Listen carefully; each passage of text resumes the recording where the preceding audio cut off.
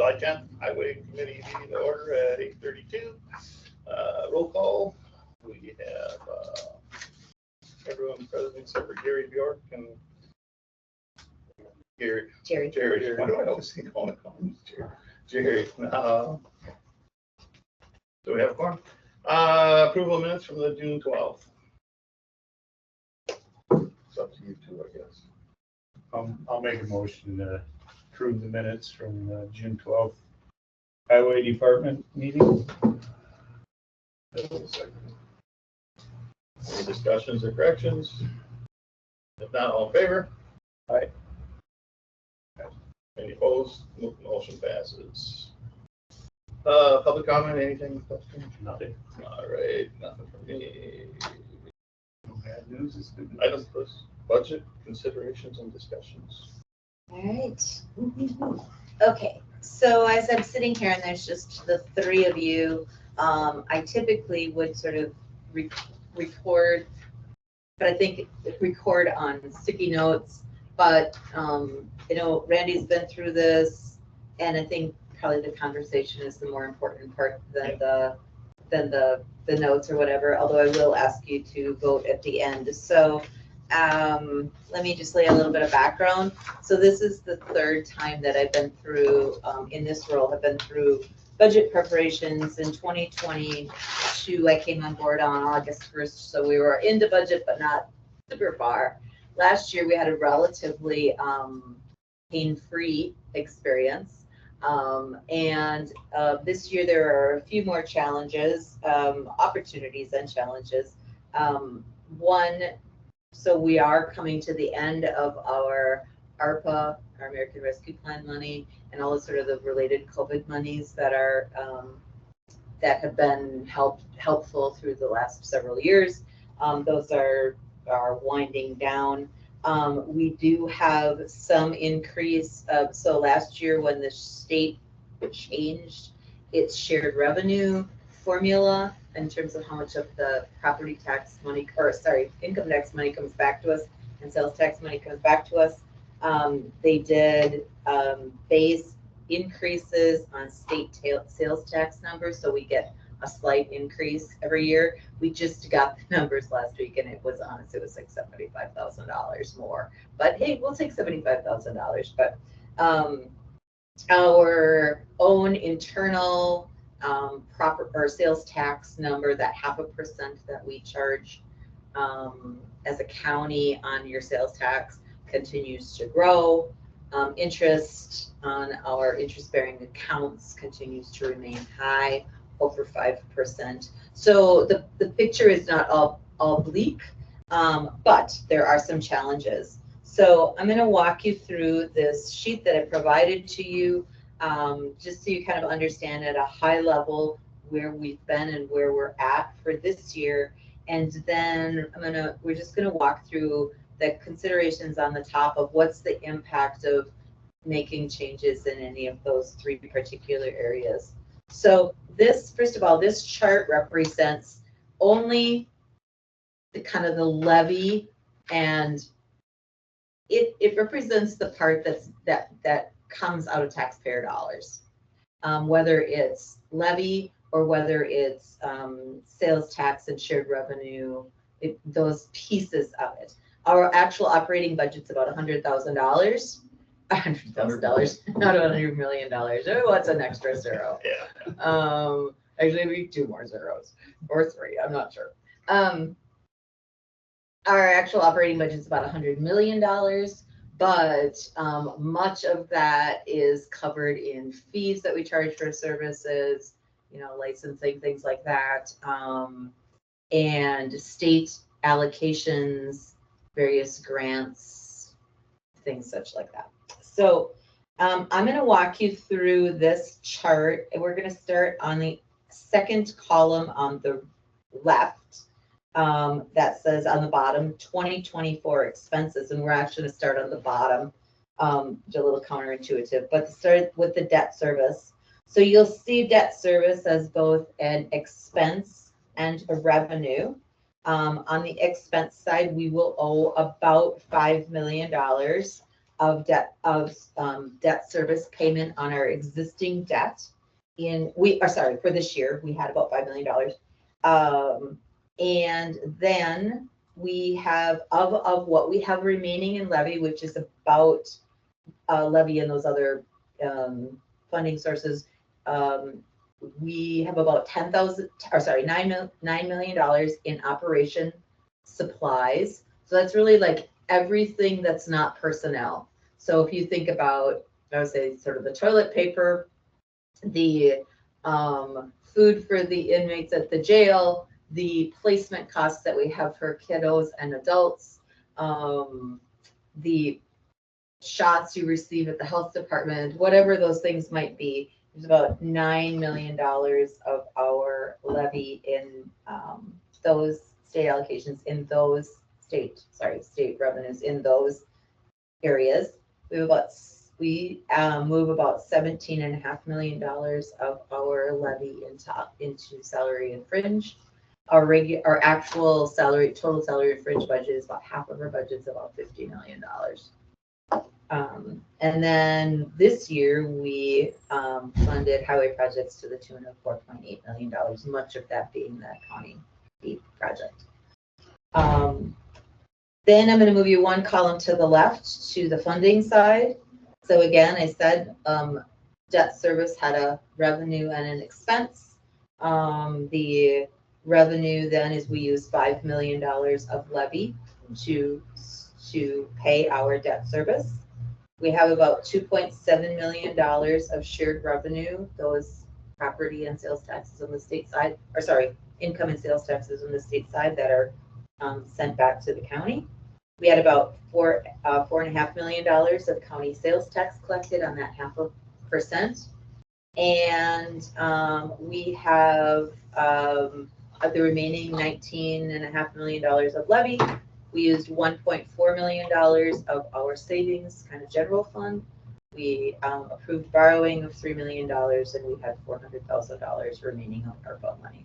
So you see those two columns basically balanced. Like I say, last year was a little painless. So I'm gonna pass these over to us just because everybody can learn these wonderful things about county government.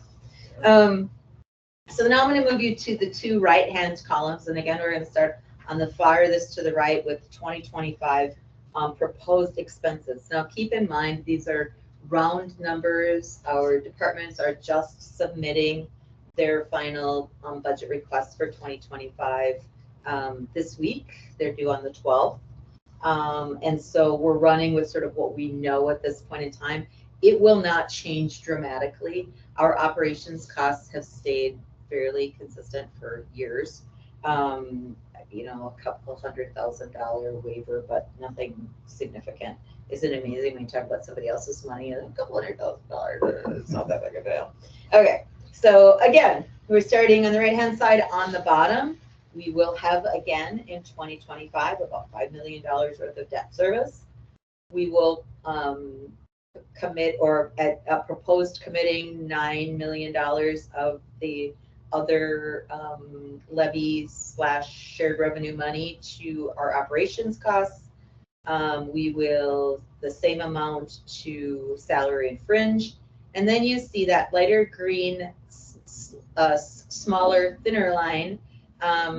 If we did a 2% salary increase across the board, a cost of living increase, and we moved people up their step on our pay grid. So when they're hired, it's a 11-step grid, and when you're hired, you're generally hired in steps 1 to 3, sometimes 1 to 5, and then typically based on positive, at least a positive performance evaluation, you move up a step each year. So the total of a step and a cost of living increase comes to about $2.2 million. We have about half of that's collected then through grants, so for instance, in the child support office, every dollar that they spend has a 66% federal match. So they get 66 cents back on every dollar. So in salary, when you spend another dollar on salary, they get 66% of that back. Some places get nothing. You know, some places just cost straight that salary. So in order to provide that 2% increase and the step increase, just started at that number. It's a decision that the board gets to make, but we have to run with some number to start. That would cost about $1 million extra. Other part of it being covered by other things that we can claim against. And then we have, and Dustin's going to talk a little bit more after a bit about, we have a proposed $7 million of highway projects. That $7 million keeps us on a 20-year replacement cycle on roads. And I've been asked this question, and I didn't know the answer. Where are we currently at? 42 years. Okay. Somebody said that, and I said, oh, I thought we were down to like 35, but we're at 42 years. So, okay, so that's the expense side. Popping us back to the revenue side. Again, we have about $5 million of levy that we will allocate towards debt service, remembering that levy does not fall, or sorry, debt service does not fall within the levy limits. The other 19.6 or $20 million-ish does fall in the levy limits, meaning we can't raise it. We anticipated a bit more state aid. We can now remedy that number because, well, yeah, because honestly, it's like $75,000. But instead of what we thought was going to be like $300,000. But again, those numbers are, we can work with. We do anticipate additional county sales tax revenue that has continued to climb. Actually, it's really healthy this year. Again, really continues to climb. So for whatever that's worth, that's probably a relatively accurate number. We do anticipate that our levy limit will grow a small amount by our net new construction number. So every year we can grow our levy limit by the amount, that sort of the formula of what our new construction is versus what was torn down countywide. And so that will likely go up. And then you see that without any other decisions made by the board with regard to budgeting, that that leaves that gap of about $7 million. So so first of all, and then the other thing is, if you just flip up over your page, we just did a graphic to tell you what falls into the operational budget. So these are the departments that have some portion of the operations budget. Keeping in mind, you don't see NBC, the Neighbors of Dunn County, and you don't see transit on here because they don't receive a levy allocation. They're not budgeted levy on the front side. So any questions about the graphic before we pop into the other part? All right. So again, typically I would gather your thoughts and on the sticky things, but for the sake of this discussion, there's really 3 areas where you can make impact with regard to the budget. Now, can you make a decision to cut a grant funded or a state allocated funded program? Absolutely. But again, keeping in mind that in doing so, we're turning away a revenue to provide a service now. Still, this is a board decision to make, but we're talking solely about the area where you have influence with the levy, the shared revenue, the sales tax, the little bit of net new construction. Where can you make impact with them? There's really 3 areas. You can make impact with highway projects, you can make impact with salary and fringe, and you can make impact with operations costs. And so we're going to start with highway and just talk about what are the pros and the cons, just really kind of what's the impact that should be taken into account if we reduce or eliminate that highway project money. That's $7 million. Yeah. Basically, reduce that, you get a lot of complaints on road conditions. Road conditions are probably the #1 complaint. that you'll get potholes and poor roads. Everybody wants a good road to travel on, especially your main arteries, so. Yeah, in other presentations where I was taking notes, I put a smiley, upside down smiley face in the public. You want phone calls, it's potholes and poor roads. I mean, that's. Right. I mean, that's number one thing I hear from people. Yeah. Complaining, it's not nothing else. It's literally, okay, where roads get fixed, there's the wheel tax, where or not roads not get fixed. Obviously, the highway B thing really helps. Huge, but yeah, I mean, I think we need to continue on, keep the hammer down and keep fixing these and getting on the 20-year cycle like we need to be. Other impacts? Is there, I don't know if this is the proper question or not, I'm just gonna ask it. So we're at a 42-year lifespan on our current roads. What the position that we're in now with how they've been handled in the past and to now, and our goal is 20. Okay. There a way to meet in the middle that helps, that will work, not work? I don't like asking that question, I guess. Personally, you know, I'd rather see it get to the 20-year ASAP, but I don't know how doable that is. Yeah, I think you gotta find a fine mix in between there, but like Highway B north of the construction now, that was, which we did last year, that was at how many years? That was at 20 years and we redid? Just right around 20 years. It was close to 20, Yep. you know, and that wasn't really bad shape, so I mean, you know, Yeah. 20 years is kind of the. Yeah, on no, roads. I'm not disagreeing. That's why I hesitated to ask, because I didn't want people to think I was against a 20-year road. I'm not. I'm 15 would be perfect, but, Well, and the other thing that can extend that is things like making sure that corners aren't cut and stuff like that, because I was actually talking to someone that did this 29 project when they did that. And another foreman was doing when they did B years ago, and he said, I think you need to put more sand in there, you know, put another foot of sand, maybe a little more base. And I was like, well, that's kind of the problem we were seeing after 20 years. It's all busted up, frosty, and so, I mean, I don't know if that's on any single person. I'm just saying, like, making sure that we're not like, hey, we're going to save $50,000 in sand and have a problem in 20 years rather than spend a little bit extra now and our road lasts for 30 years. And that's part of the problem, the base, when they built these 30, 40 years ago, they didn't have the base that we need today, so that's why we're putting a lot of base out there. Yes.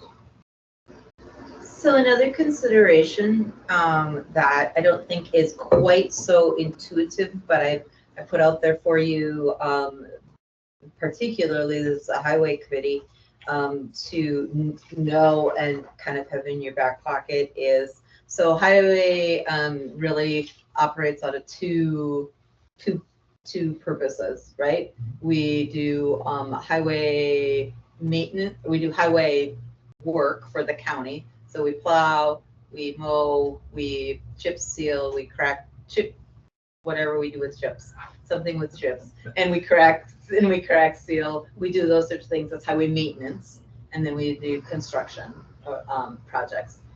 We have a crew and we have equipment to do both. So if you eliminate projects side of it, or so seriously lessen those, then there has to be a writing of the workforce and the equipment as well. Doesn't have to be, but I mean, it's, so we've costed it out. We think it's about that $3 million mark. That just to sustain your equipment and crew, you've got about $3 million in it. Other considerations about highway?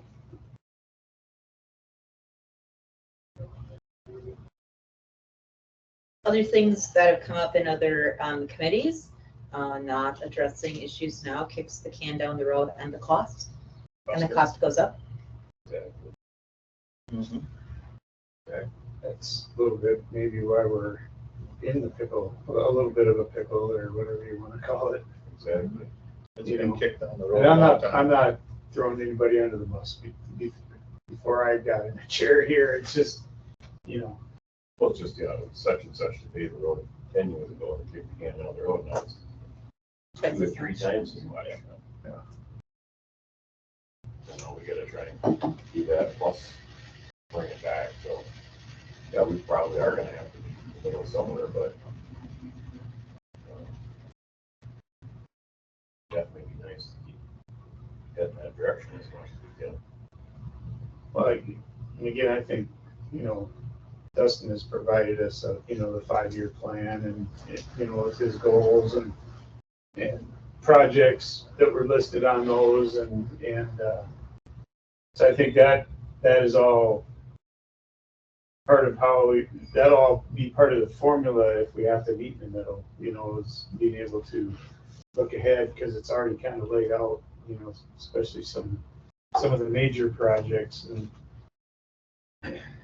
I know this last winter was a bittersweet. It was sweet in the fact it didn't pound our equipment into the ground where we had to replace and fix a lot, but at the same time, it didn't generate much revenue for us on the state side of things either. So I guess we need that one that's in the middle that makes us a little money but doesn't heat our equipment up. So, but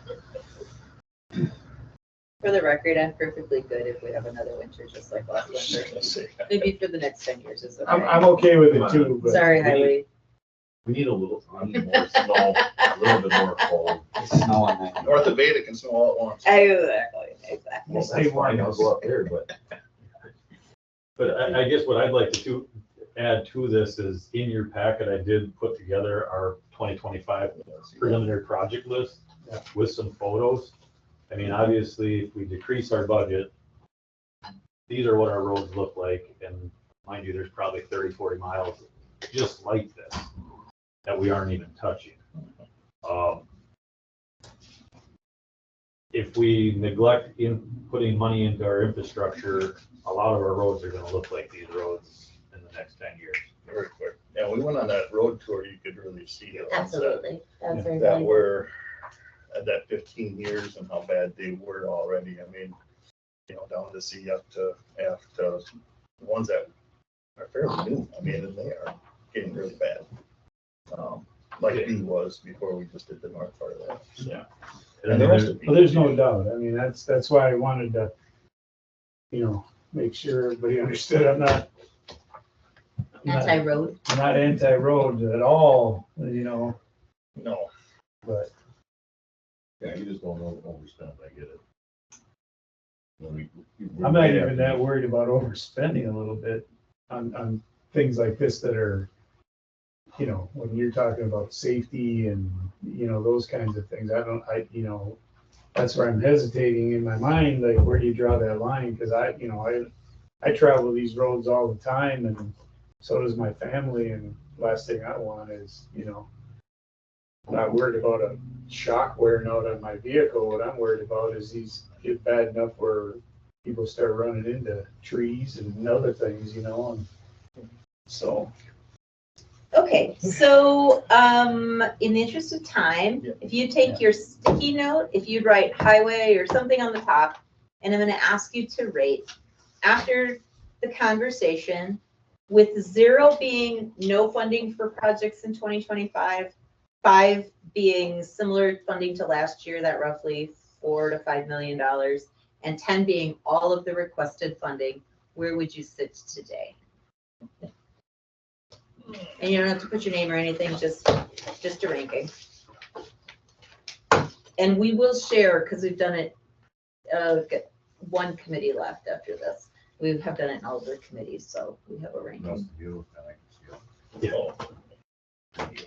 basically just want a number on this? Yep. Good model. 0 to 10. 0 no money, 10 being all the money. Out with it, and then I won't have permission to see it. All right.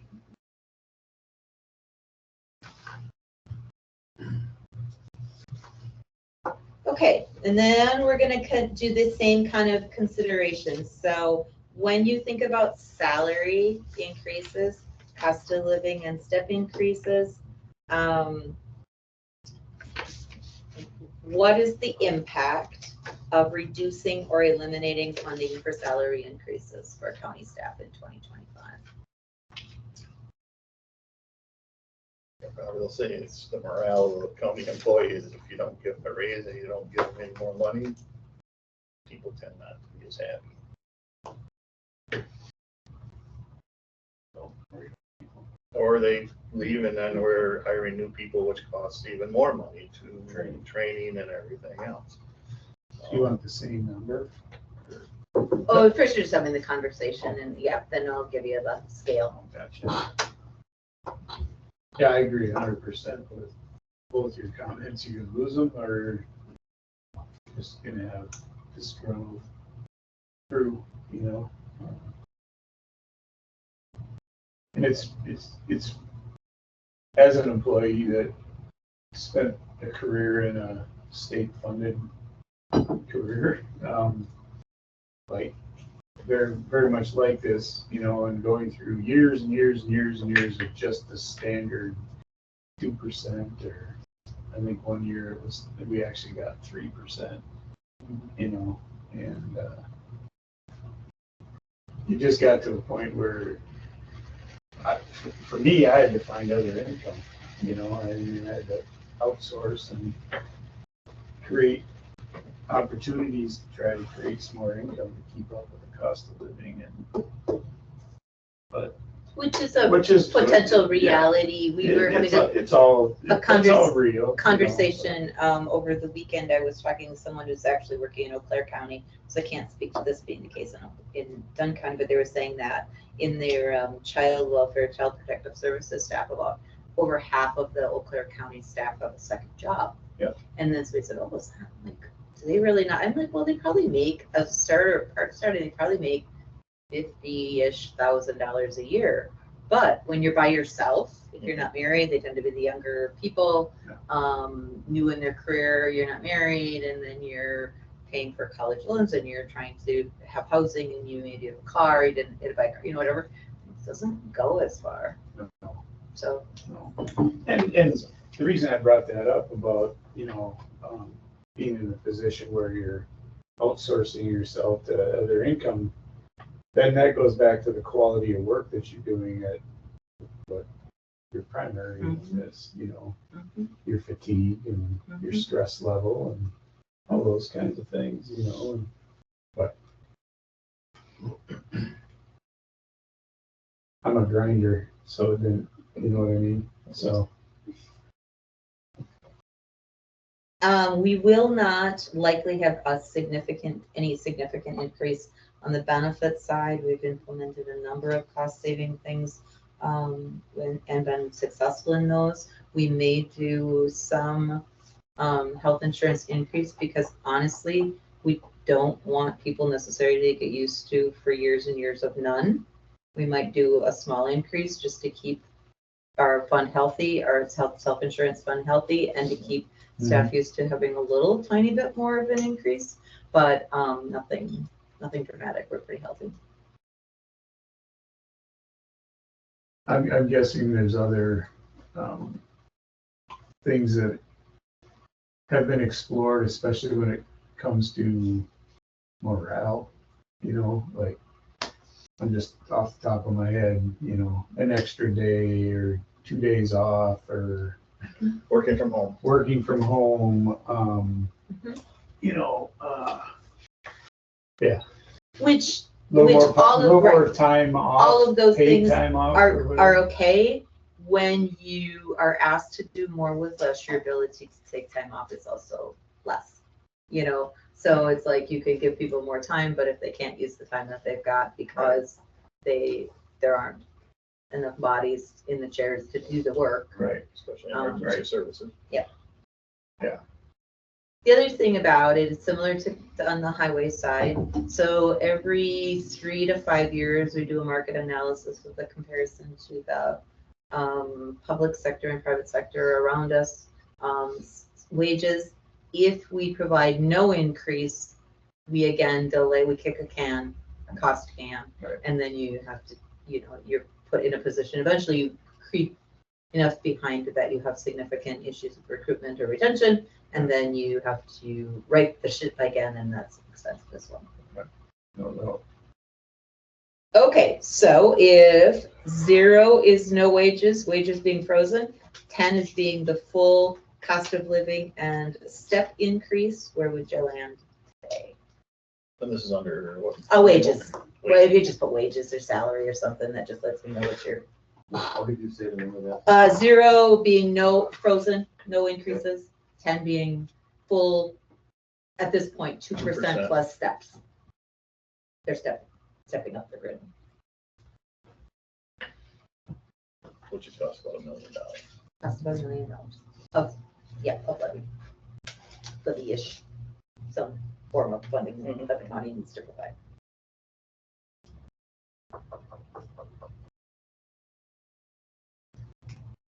Okay, and then lastly, talking about operations costs. So again, all the other stuff that we do, we have $9 million of levy in those activities. Again, remembering that we have, probably tens of millions of dollars of other funding in those activities, but we have about $9 million worth of levy in that. What are the impacts that should be taken into consideration when you're reducing or eliminating funding for operations? And when we get to the rating, we're talking about kind of large cuts. Like if you cut $1 million or more of your operations levy, what's the impact to that?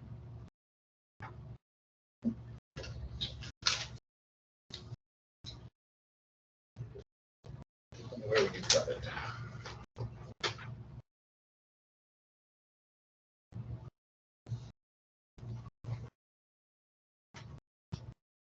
When you're talking about this other sheet that. Yep. Operationals. Yep, and you the could- departments that have operational costs, yep. So it'd be like sheriff's department, we'll just get rid of 3-4 deputies and that would save us $1 million. Yep. Yeah. So you're wondering where? No, not Not where, where, but- what's the impact? If you start to ship, if you cut into your operations cost, what's the impact? Obviously, there's safety. There's law, following the law, there's opportunities to recreate. There's public health, mental, physical.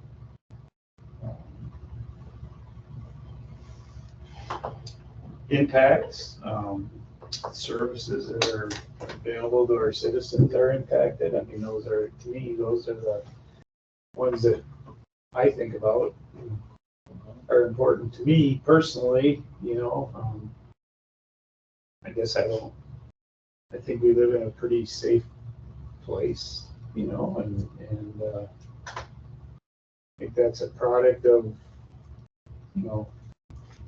our department and the city, and, working, that they seem to work well together and collaborate when they can, and I think our services are at least adequate or above adequate, given the parameters of our funding and stuff like that. I mean, we're doing really good work with what we have to work with, so that's my opinion and my thoughts on it. Yeah, all these departments, I mean, they provide important services to everybody. So, I mean, that's, where do you cut? Or if you cut, where do you start? I mean, There's not a lot of room in there. when I say recreate, because of financial situations, being able to recreate and build my morale, my inner morale, to stay a positive citizen, and that's important. I don't have to travel to the Dells every weekend to do something, you know what I mean? And where it costs me a bunch of money, I can go recreate Yep. somewhere. So I think sometimes things like that get shuffled aside, but I think they're really important for, mental health and morale and those kinds of things, and having things available to you where you don't have to spend a lot of money constantly to clean up your mental health, Yeah, Build community programs. development, community well-being. Yeah, exactly. So their parks and those kinds of things are. So, another consideration that has come up is that, some departments are very heavy, staff costs. So for instance, in the, I'll just take the county clerk's office, because that's probably the easiest one to say. So there's staffing, and then there's elections. Yeah. There's no operational, there's very limited, I mean, maybe they have whatever, I don't know, $5,000, I don't know, whatever, of papers, pencils, and whatever. For instance, like the sheriff's department has a significant amount of levy, because there's not another funding source for doing law enforcement services. There's no state grants to do that, whatever, it's a county cost. And so when you begin to think about how to apply a cut, it becomes very complex to figure out how to do that equitably, and to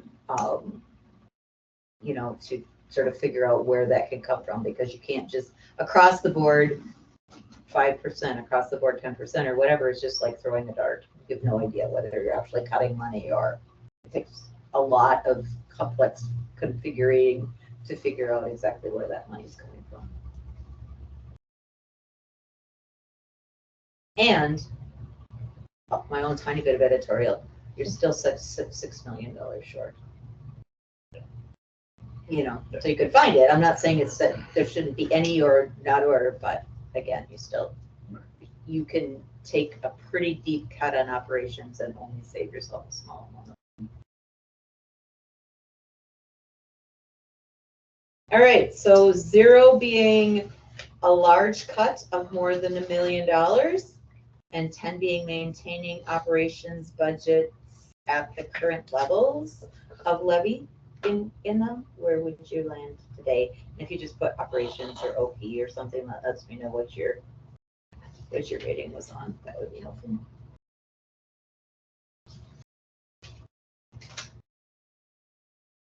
And again, we'll give you all a summary. Probably at the county board workshop in August, only because we still have one more committee meeting in July, so I don't think we'll be ready for the July county board. But we'll give you all a summary of sort of what it looked like. And really the purpose of this is just to get you thinking and talking. It's to provide a non-threatening sort of venue for people to be able to just kind of start to have these conversations about budget.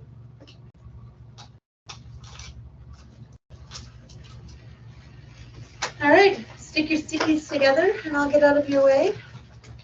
All right. Well, thanks, Chris. That's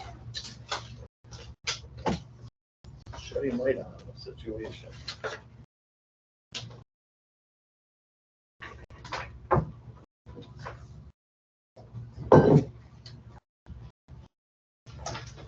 All right, next,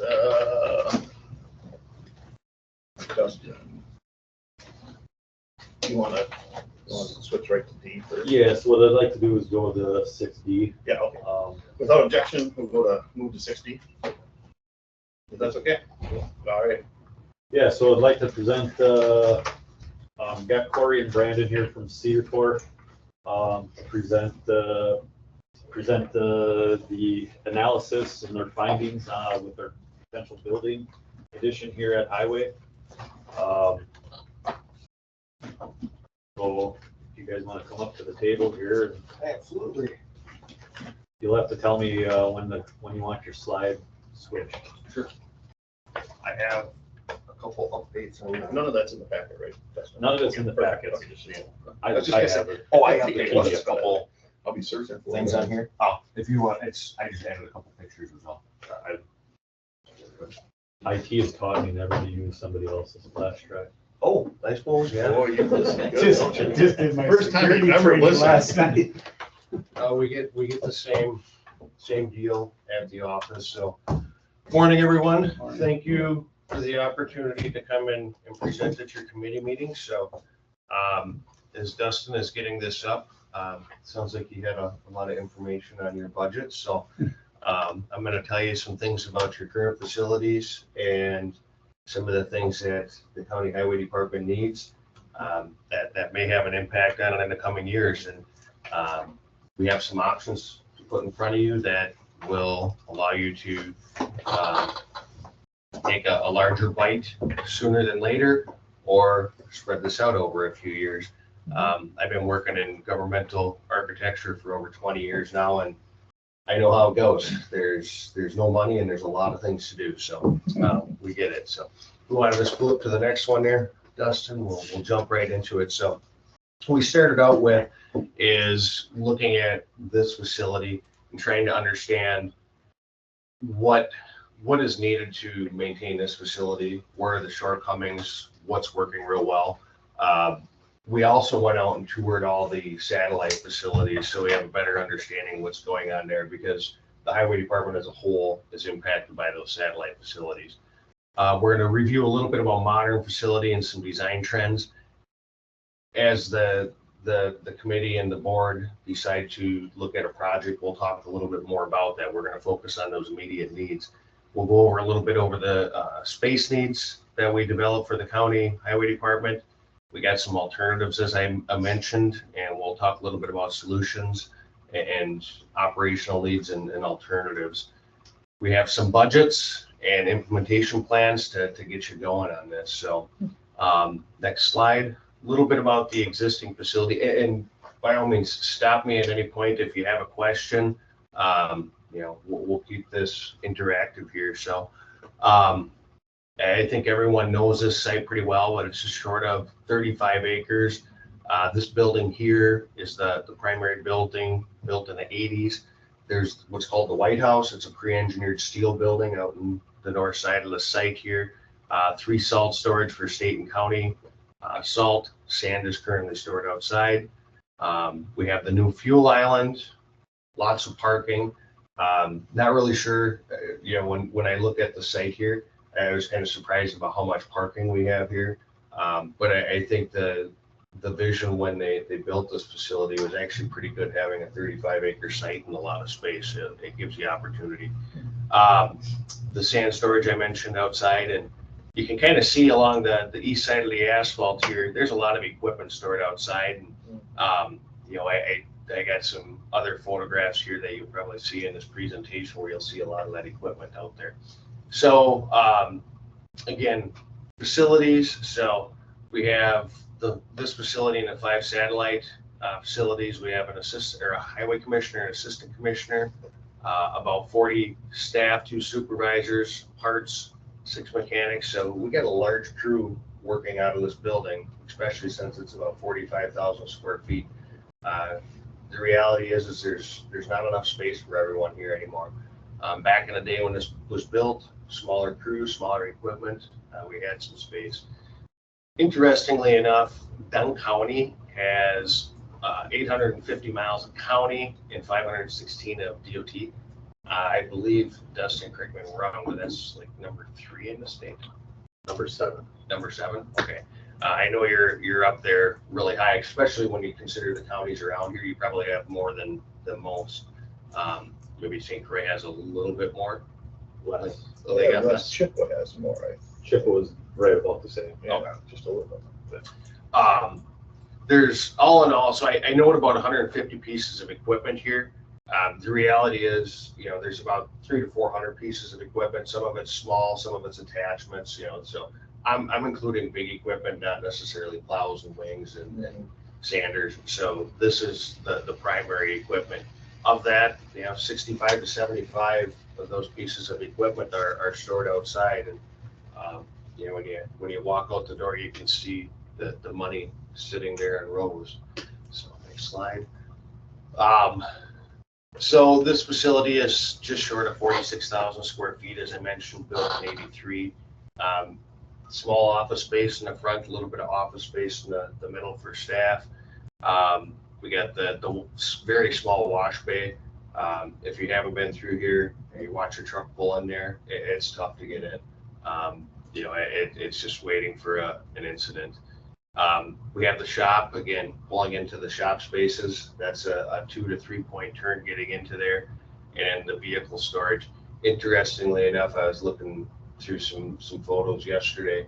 And, you know, when you think about how vehicles were stored, I was looking at the existing plans of this building again. You know, they were able to, you know, go in and perpendicular park to the drive lane. You can see how small some of the trucks were back in the day. That don't happen now. Everything's parking at an angle. The trucks just keep getting bigger, and they're going to continue to get bigger. And then we also have the 3 stall storage buildings. So for the sake of the study, there is a need for some sand and salt storage, but that's not the focus. That can work in collaboration with the state highway system, and there's some different things we can look at there. Upper left, you can see the new fuel island. Really nice system, seems to work well. Employee parking on the north side of the shop. As you go to the east side and at the rear, there's sand storage and stockpile storage. Everything's secure around the site, so that's a great thing. They had the vision for that. As you look at the lower middle, though, you can see there is a ton of equipment sitting outside. And it's summertime, wintertime, it don't matter. And that is actually with it, maybe back 20, 30, 40 years ago, it wasn't such a big deal, but all this equipment it's a computer on wheels, most of it, or a computer on tracks, and it's hard on it sitting outside. But the lower right is what kind of intrigues me. Again, they had the vision to get a large enough site here. Most often that's not the case. And we start looking at these studies, and we're having to find alternative sites, and things get really costly. So that is one of the good things that was done back in the day. As we move to the interior of the building, you can see the repair bays in the upper left are really small. You can kind of see that all the way through. On the upper right, you can see that the trucks and equipment are parked at angles, just because that's the only way they fit. You know, as you look along the walls, you know, on the shop area, there is not space for storage. Stuff gets stacked up. It's just impeding into the drive lanes. And the wash bay, you can kind of see that's a smaller truck that's driven through there. But you can see the tire tracks on the concrete, and it is tight. If you have a plow on there, you're going to be making a number of different maneuvers to get through there. Especially with that corner. Yes. That corner. And everything's a blind corner. Mm-hmm. So, part storage, you know, you see the equipment around here. There's more and more equipment and specialized equipment, more sophisticated. So again, more parts. With the additional equipment come more tires, and you know, we're out of space for tires. Are getting stored throughout the facility within this building, the lighthouse all over. You know, I put the restrooms on there because they're not, just to point out that they're not accessible. They met the code at the time, but that was before the ADA requirements. Break room, there's not sufficient space. It's not accessible. So, you know, there's a lot of need for improvement there. As we look at the conference room we're in here today, typically you would see the commissioner have an office, the assistant commissioner have an office. A lot of times you would have an engineering office, an engineering department, and then you would have separate conference rooms, separate training areas. So everybody's been working with what they have, and I hate to use terms making do, but that's what's been happening, and you make the best of it, and it is what it is. But it's time for improvements as we look elsewhere throughout the region. The other highway departments have larger, more adequate facilities. So just to point out a handful of deficiencies, primary one is that lack of storage for equipment. That's, to me, as I looked at your facilities, there's two things that are important: your employees and your assets.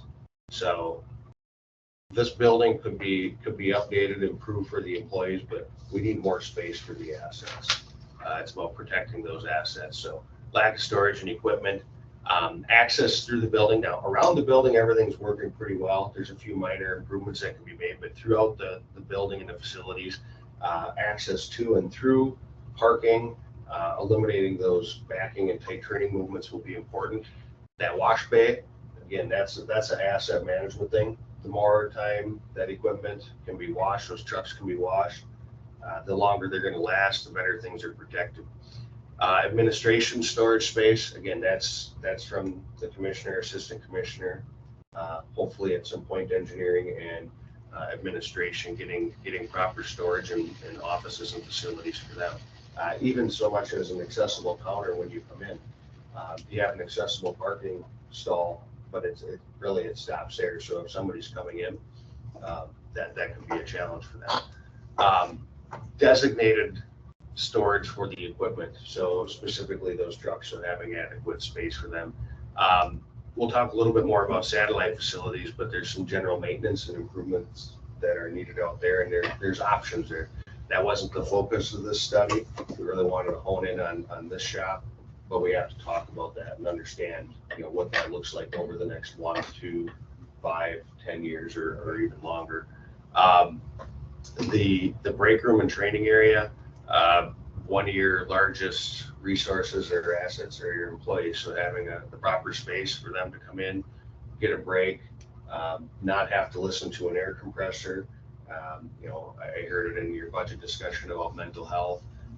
That's a big thing, having proper space for folks. And then right now, the offices, you have a couple offices up here. The rest of the offices are in the middle of the shop. You're going through the middle of the shop. It's just not conducive to operations. So again, just ways we can improve upon facilities. So jumping into satellite facilities, we're going to start with Rock Falls first. This is your oldest facility. Probably be lucky if most of us could get a pickup truck with a plow in there, and the crews are bringing their large trucks with plows and wings on there. It is tight. You can see that the doorways have been damaged. That building doesn't have restroom facilities. I think there's a porta potty out there.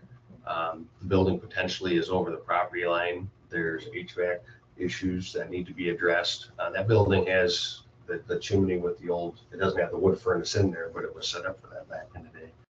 They had to take it out because the trucks got bigger, I assume. And it's just not large enough. Now, over the years, the folks in the department have tried to improve it. They insulated it on the inside. The old masonry buildings, when you insulate them on the inside, what happens? The mortar and the block start getting moisture, it starts freezing, thawing, and all of a sudden the building starts to deteriorate quicker. So that's actually what's going on in Boyceville. If you go around to the west side of that satellite shop, you'll notice in that back wall some cracking and deterioration. You can also see it on the inside at the bottom of the insulation. They thought they were helping improve the energy efficiency of that building, and it probably helped with that, but it created some other issues that are going on. Restroom is not accessible, and there's a lot of concrete and door repair that's needed there. Ridgeland, that facility, it's undersized. They got to stack the equipment in there. It works, but again, it's going to need some attention. A lot of the things that are going on are just ongoing maintenance. The doors are getting used. The doors are not as wide as what we would put into a satellite facility today. So they get beat up more regularly. It doesn't have the proper clearances and facilities that you would put into a modern highway shop. And again, it's got some deficiencies within the heating system and exhaust system. The salt storage building generally is pretty good shape, but there's in the middle east side, there's a spot in the roof that's deteriorated. It appears to be improperly flashed. Again, that should be looked at and get repaired before it becomes a structural issue with that building. O'Galley, kind of out in the middle of nowhere out there, but really nice shop. They've done a good job maintaining it, but as you can see, it's at that age and needs some maintenance. The photographs there are flipped around. Unfortunately, no, we got them right there. Yeah, they're good. So the door is actually the service door is starting to rust on that one. Again, that building, just like all the others, needs updates to the makeup air and exhaust system and updates to the doors. And there's a few different ways to go about making improvements to these facilities. Colfax, it's a little bit closer to me, but deteriorating doors. Again, they've done work over the years on the building. Needs HVAC work.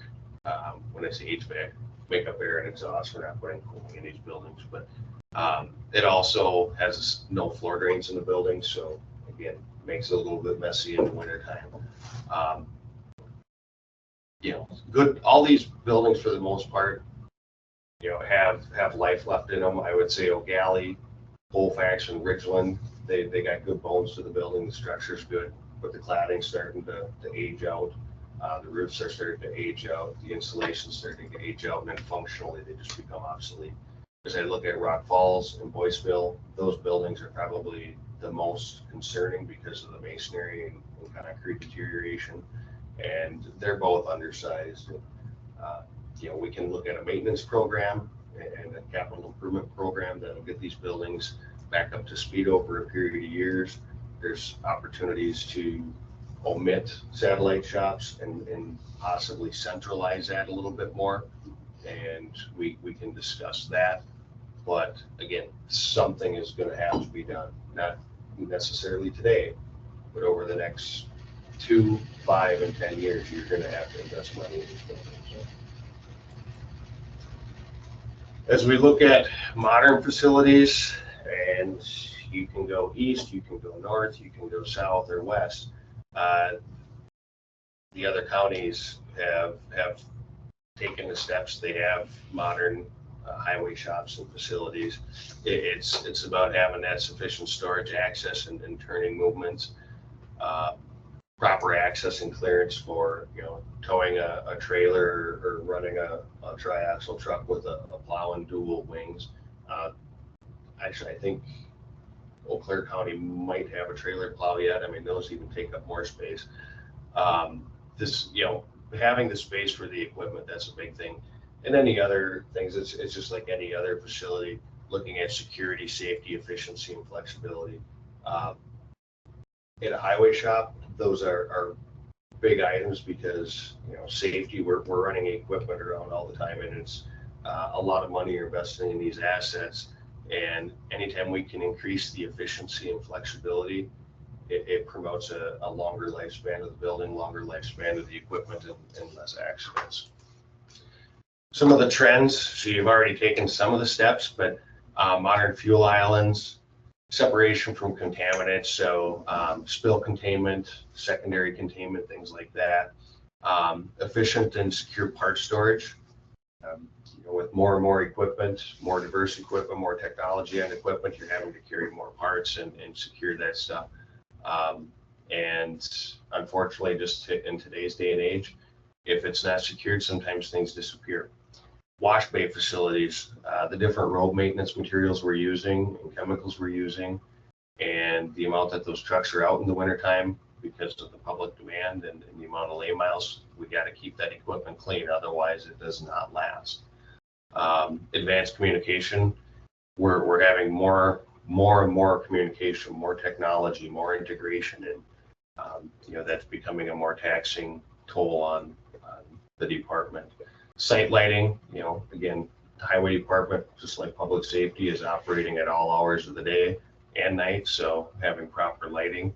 Active and passive security, that's become more of a thing. So active security is your cameras, door access, and things like that. So you can lock the shop down, you can lock everything down, and your employees will have fobs to get into the various spaces. You have cameras to see what's going on.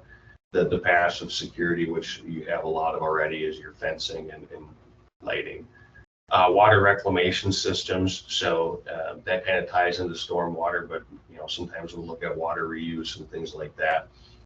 Just a little bit more of an advanced trend that's coming about. And then support systems for maintenance. And that's something that's integrated, can be integrated into equipment, integrated into the building with capital improvement projects and different things like that. So looking at this building, we talked a little bit about the deficiency. So the primary takeaway and the biggest need that you have here in Dunn County is you need roof, you need building to cover the equipment. And then we can focus on this building and start to look at how the equipment is maintained and providing adequate space for that, and then adequate space for the employees. So we'll start out by looking at new equipment storage building, and then moving into reuse of the existing building and how that fits into the long-range plan for the county. We'll look at long-range maintenance needs of this building. So roof wasn't too long ago, but as we look at the windows, those are original to the building. Back in the 80s, we didn't have as good a quality as what we have now, and things have a functional obsolescence or planned obsolescence. And as we look at that HVAC unit, it'll probably start getting loud here in a moment, and they just don't last forever. That stuff has about a 30-year lifespan. And then finally, we'll have to look at what we do with the satellite facilities and what the long-term maintenance needs or consolidation opportunities are for the satellite facilities. So at your existing highway shop here, we have the main facility is about 45,000. And then in the upper middle, we have what's called the White House. It's a white pre-engineered building that's about 16,000 square feet. That is a kind of a cold storage, non-tempered building. This is the only heated facilities on site. So again, you have a lot of space, but not a lot of roof. And just so you're aware, that cold storage is also shared use with the sheriff's department. So they have a portion of that building as well. So what we did is we looked at the overall recommendations that we would have for Dunn County. So right now, and the two left columns, the furthest left is what we would recommend if we were to just have a clean slate and we were to provide you a new facility. This gets you what you need, not necessarily a lot of growth into the future, but as we look at the growth of Dunn County Highway Department, there's probably not going to be a lot of additional equipment in the future. Now, that equipment may change. Some of it may get larger, some of it may be combination equipment, and who knows what they're going to dream up for equipment in the future. For example, you used to pull a trailer around and do road patching. Now we have the road patcher that is a single truck. So things are going to change. They are going to evolve. So overall, we recognize that there's going to have to be an increase in office space. There needs to be an increase in shop space, and that's just to get the proper clearances and space to do what needs to be done. That's not adding additional bays and things like that. Wash bay, getting that right size.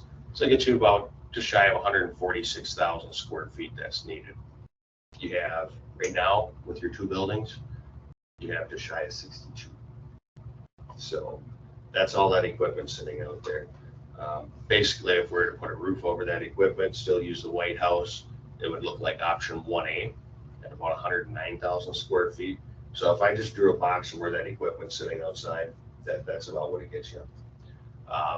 And that's equipment stacked in, so you're not getting access to everything. It has to be planned and put away very systematically and doesn't have proper clearances.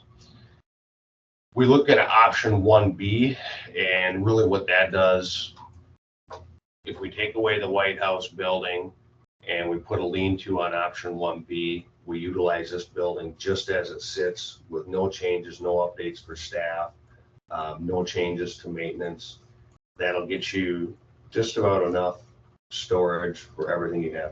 A few things might have to sit outside, but that is the bare bones. to really make it happen. And just to reiterate too, why we'd be looking at that is sheriff's department has a need for expansion, storage capacity. So if we would eliminate our, what we consider a cold storage building, we would obviously have to put that stuff somewhere. So that's why the 1B is considered. Yeah, so 1A continues use of the White House, 1B, the White House building goes to the sheriff's department. 1C really sets you up for the future. What that does is that puts all your storage under one roof. So all your equipment's under one roof. And then we start focusing on this building and renovating this building and providing the proper office space, shop space. So for example, we would provide some level of renovation to the offices up here, convert part of the shop area to offices and administration and break room and things like that. That middle area, that would become storage and tire repair and more part storage. That would service the back of the building where your shop would be, and then you could have drive-in doors. We have to reconfigure that north side, but it cleans it up. It puts staging out there for the shop area, so as things come in, they can come right into the shop area. We would have doors coming off the north side. It would actually work out quite well. So that puts you at just shy of 140,000 square feet. So I'm not even getting to the recommended square footage, and I think that while it's maybe short of what we're recommending, I'm trying to find a happy medium that fits a budget, because I know dollars are tight, and I think this can work for you. Now, that's not to say that in 10, 20 years or 30 years, you might have to look at adding another cold storage building or adding some more lean-to space, but this would provide you what you need now. And I did a little research just to put it into comparison. As we look at St. Croix County, they're at 200,000 square feet just at their main shop, and they're looking at doing work at their satellite shops. Eau Claire County, they have a new facility, about 165,000. I don't know how many satellite shops they have. I believe they have a few larger satellites spread out throughout the county. And then Barron County is, I think, even more than 168,000, but I know their main building and one of their cold storage buildings right in Barron is about 168,000. So I didn't research Chippewa County, but again, I know Chippewa County has several satellites, and they have a huge complex up on the hill there, and it's a big facility. So right now, you're undersized. You're actually smaller than what Pepin County is. So, and Pepin County is pretty small. So, option 1A, So these can I ask a question? absolutely. So these options that have no satellite, we're just talking this main shop. Correct, yeah. Yeah. Yeah, the satellites would be treated as kind of a separate capital improvement analysis and recommendations. Because I think, while we could recommend work for each satellite, there may be an opportunity to consolidate or remove and save some money, over that 30, 50 year lifespan of the facilities. We can save a lot of money if we consolidate. It's something to consider. It's the old saying, pay me now, pay me later. One way we're going to pay for it. So 1A, again, gets almost everything under a roof, and it still uses that White House. But looking at the sheriff's department, if that comes into play, rather than build them a new building, why don't we put all the highway facility equipment under one roof? 1C really sets you up for that 30 to 50 year goal. These buildings are lasting 50 to 75 years or longer. We'll talk a little bit about different building types, but this is a precast build here we're showing. But the reality is 1C would be the best solution, both from a cost perspective and long-term operational perspective. Now, that may not be the best solution looking at your checkbook today. I'm fully understanding of that, so.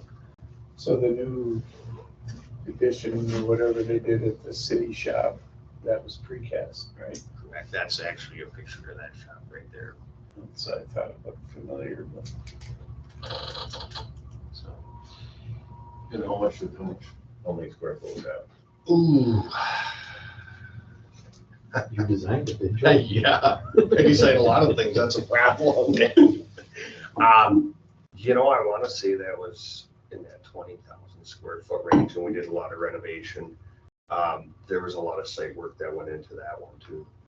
That was about a $4 million project in 2018, I think. So unfortunately, costs have gone up a lot, and costs are continuing to go up. I was actually doing some estimating yesterday, and I looked back 3 quarters. We use a software that it's highly respected software that we use, and they have national data. Costs in our region have gone up 7% in the last 3 quarters. I found that pretty hard to believe, but we're starting to see it. Biggest challenge is getting a roof over that equipment. Again, I look at it as asset management, asset protection. That's a big thing, especially with the sophisticated equipment we're dealing with. So we have some options. Can do nothing. The equipment sits outside, and we make no improvements. Option 1A, as I mentioned, we keep that White House, and we get almost everything under one roof, not necessarily heated.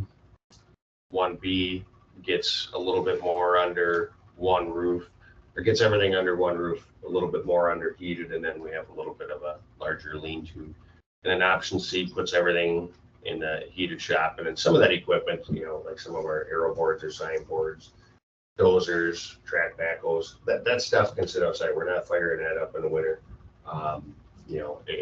If you had a water district or something, or a sanitary district where you have breaks and the mains and stuff, it might make sense to keep a backhoe inside on a low boy, but we don't have to worry about that right now. Maybe in the spring you might have to plug it in if you had some flooding, but you don't have. even lean-to space for that stuff to be under would be helpful. That's what we have planned out here, so we'll go over a little So when you bit. say sit out, like in that 1C, you're not talking that it's getting rained on and snowed on. It's outside, but it's under a roof. Yeah, it's protected from the sun, which is a big killer of this stuff. Hail, wind, and rain. So, this option 1A is a small option. Again, I mentioned they had the foresight of having a large site, so we have space on here. This is just assuming we pave around the building. We have a small lean-to on the east side, wash bay on the west side. This is about 36,000 square feet. Traffic flow works out quite well. We recognize we're gonna have to bring in some fill over there, but I think we can find fill around the area relatively easily. We've actually used some of the materials from across the road on projects that have worked quite well. Yeah. That's it. So it shouldn't be too hard to find material.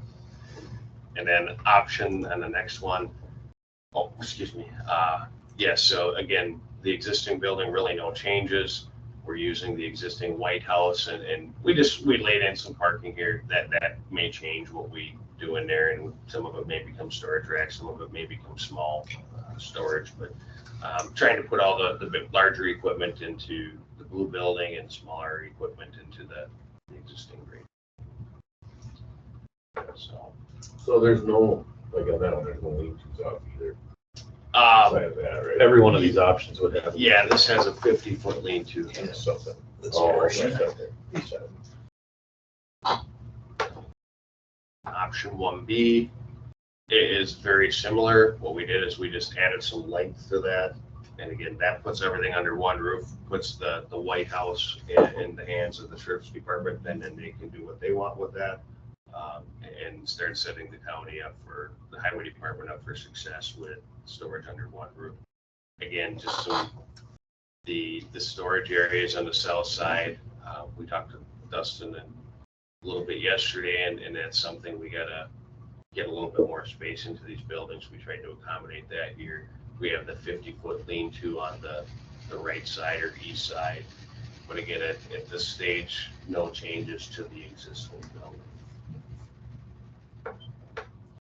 Option 1C is similar, just a little bit larger.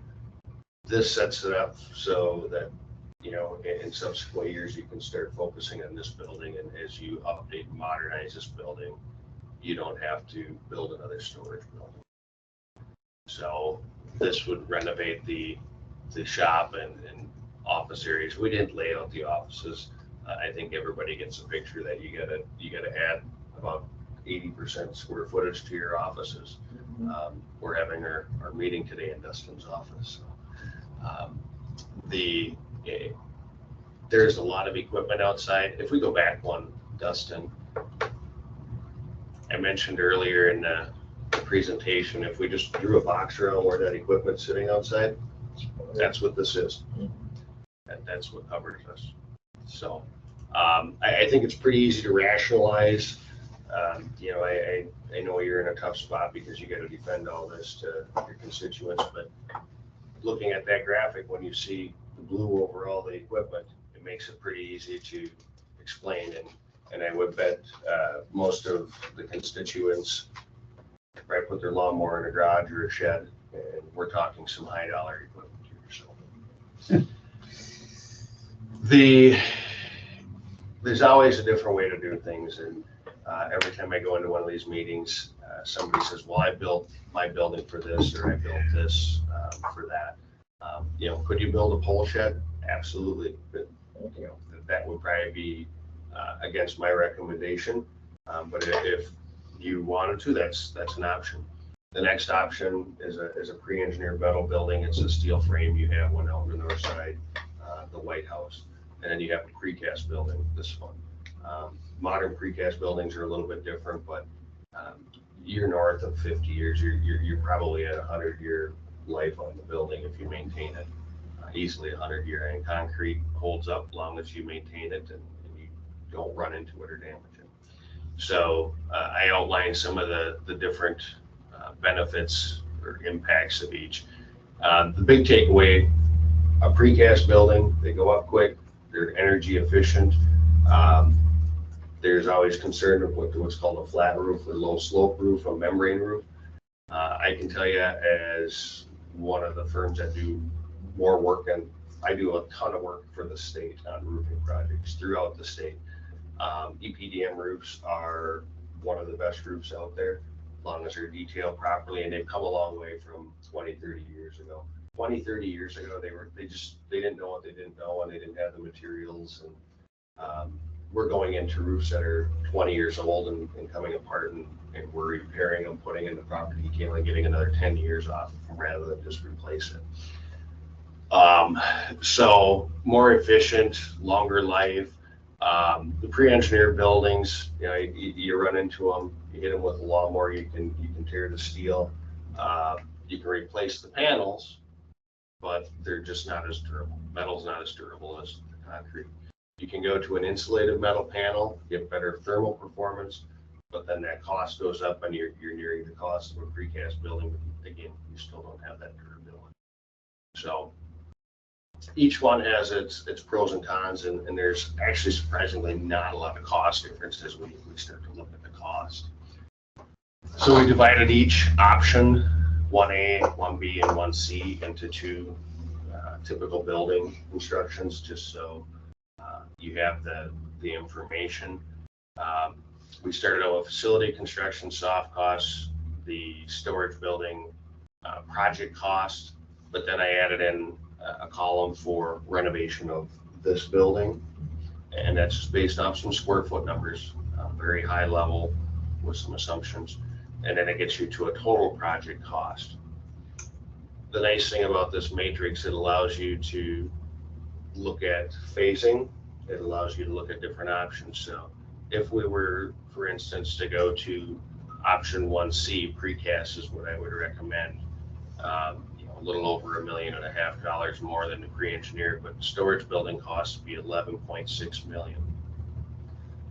Now, a year, 2, 3, 5, or 10 later, you could go in and look at your renovation of this building. If you could couple it up with the expansion project, you're gonna save a significant amount of money anytime you get a mobile contractor in and out. It does cost money.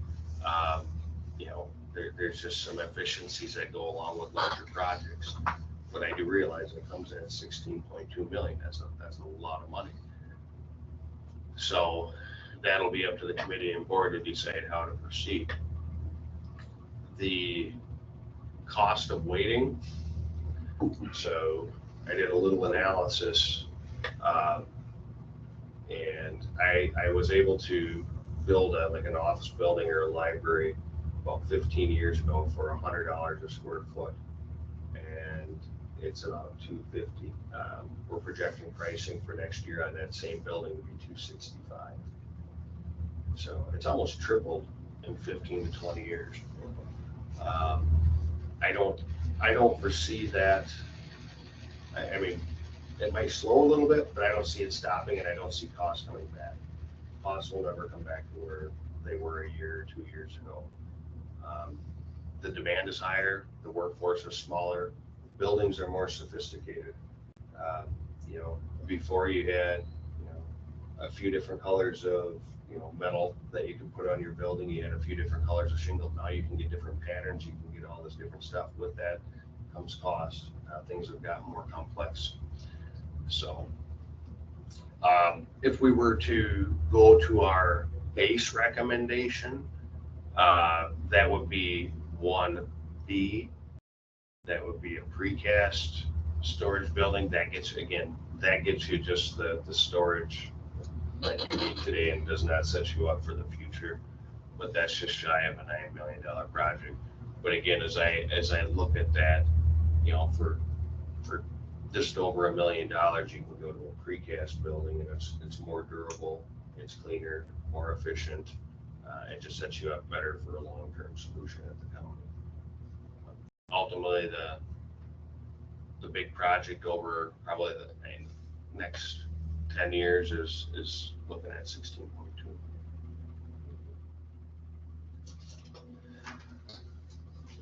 So next steps, again, this is a very high level study.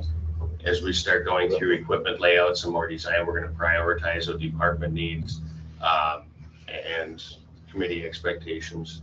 Committees oftentimes will have opinions and recommendations on where they want to see these projects go.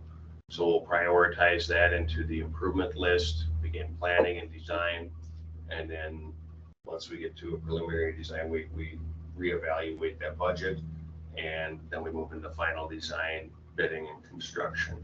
So with that, we have to start looking at project schedules, budgets, and how this fits into your budget. So for example, you know, you start some conceptual design this year, continue working through design next year. You could bid this out in the fall, and you know, you could have contractors going in and getting materials throughout the winter of 25, 26 and break ground in 26. This would actually be a nice grading project for winter or spring, where they could strip and start bringing materials in when contractors aren't quite as busy with other construction projects, just because of the proximity and the type of materials you have for fill. So there's some things we can do there. So one more. So in summary, your largest need is covered storage. We provided some options for new buildings. And we didn't do the deep dive into the renovation on this, other than recognizing there's opportunity and it should be looked at. The next step is determining what we do with those satellite facilities. And while you don't necessarily have more time to do that, this is a bigger priority than the satellites. With that, that's a ton of information. I'd be happy to answer any questions that you have.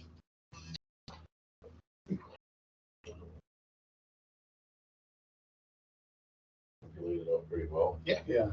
So you have to chew on it for a little while, because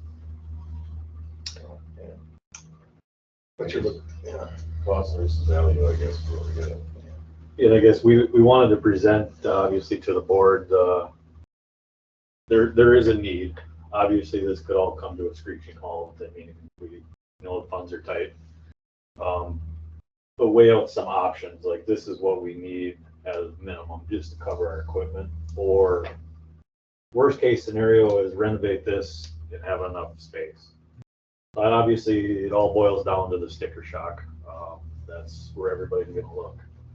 So do all these options include a new car wash and stuff? Yeah. Truck wash? All those additions. Yeah, Is a they're all manual? those in there. Yeah, it would be a manual wash, it wouldn't be automatic. But it would give a lot more, they would have like an underbody wash, Correct. stuff like that, but they would have to hose it down by hand. That's why it's 20 or 80 feet long, so you have plenty of room. A lot wider, a lot longer. Yeah, yeah. But any of them are gonna have that, right?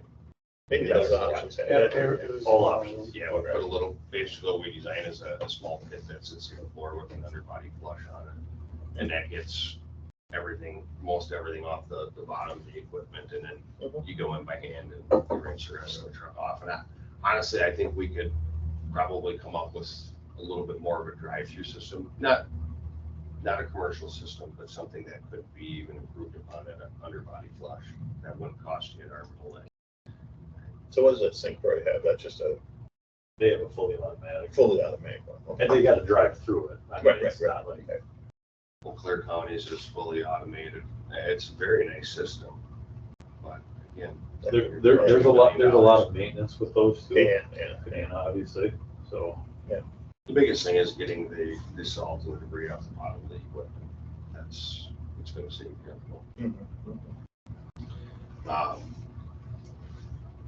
The big takeaway is with the equipment sitting outside, there's nothing we can do to this building to improve the storage of it. So this building is not gonna serve the needs any longer. Well, there's always, there's a good and a bad of parking the trucks inside too, like you spray them all off, you know. If you get it all off, great. If you don't, leave that inside and it's rusting as it's sitting there where outside is cold and it doesn't. Not that I want them to sit outside, but you gotta make sure they get cleaned off. Good if they're gonna sit in. Because that's gonna be climate controlled. Yeah, probably 50 degrees. Yeah, okay, that's what I was saying. Most of the trucks that are getting washed in the wintertime will need to be stored inside no matter what, because they're going out on a plow road. That's really the big thing. The other component of this is that wash bay can be used by other departments too. Charge that. So $20 wash. Pay for itself in no time. Well done.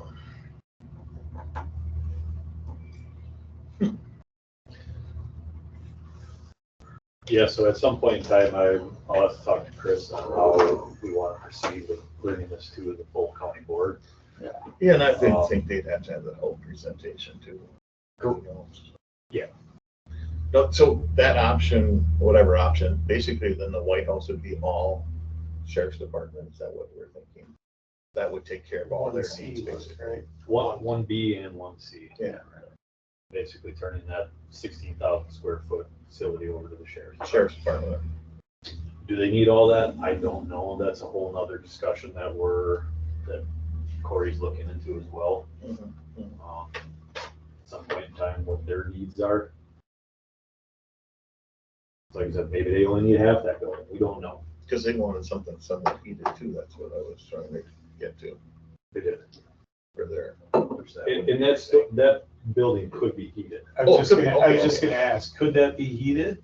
You know, It would have to get insulated and whatnot. Yep. is it a metal building? Yes. Yes, which that would come with a cost, obviously. But We can walk out and see that after the meeting. But it's less of a cost than completely building a building. And I think it would be more cost effective to build more space into the highway department building than build a separate. Yeah. Small sheriff's department building. I don't know what they needed for heated, but I know the truck or the command truck, they wanted with that underneath. I mean, that M4 or whatever. Yeah, I mean, they don't need like 70-degree heat. no, they'd but be I mean, I looking don't know at how the much same thing. heated area they need is what I'm trying to say. That's, we'll have to check If you that. just section it off, what Yeah. you heat it down. Yeah. Half cold, half heated. That was, when we had the initial discussion, that was kind of our vision is what they needed. Maybe a third or Mhm, mhm. just to put it into perspective, the other alternative that we didn't talk about is a new highway shop. So if we're looking at a green site and a new facility similar to St. Croix or similar to Eau Claire, you're probably north of 35 million. Mhm. Or similar to Barron or Pepin County's a little bit smaller, but that one's north. So actually, I think Barron was like 30 million. I was gonna say, like, You should probably have that in your presentation when you head to the full zoning board. If you did look. I mean, show them that, hey, if we were to, what it would cost, Mhm. so they have an idea. Yeah, definitely. This is what counties around us are doing, what others have done. Yeah, especially around here, because every county, I mean, St. Croix, Barron, Chippewa, Pepin, Eau Claire. And I'm sure he doesn't want to hear this, and don't laugh at me, but is there any other option as far as like, cold storage, as far as just getting stuff on a roof? And maybe you don't think this is an option at all, but like for some of the stuff that's just gonna sit backhoes and stuff like that, is there any way we can put up a, I don't wanna call it a salt shed, but like a tarp shed or like something like that? I realize it is a tarp, there's probably a 20-year life, whatever. It might have to get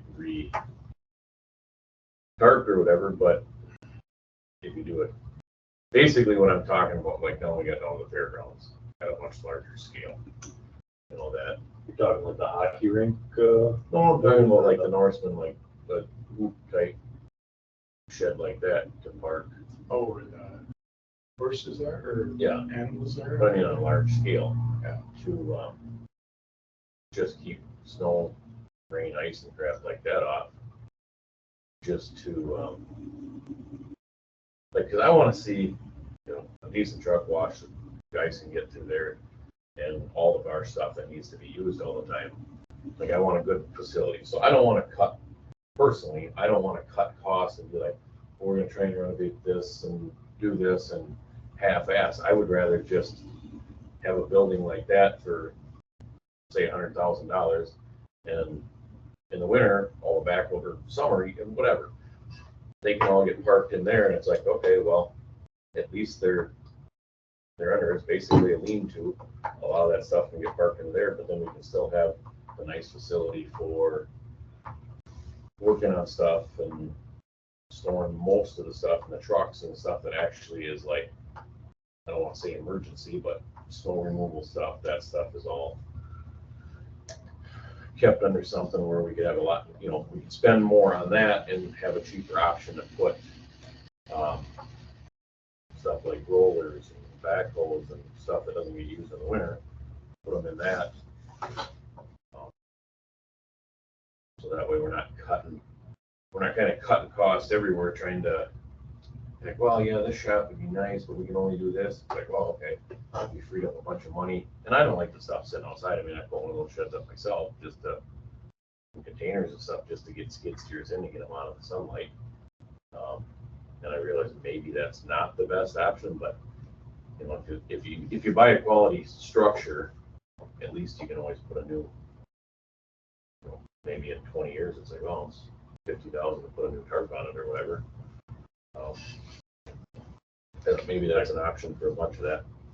I got that. I guess there's all kinds of options. We could look at that. I think when you, like, if you were to compare a coverall or like one of the Norseman structures, it's probably gonna wash out pretty close to a lean-to.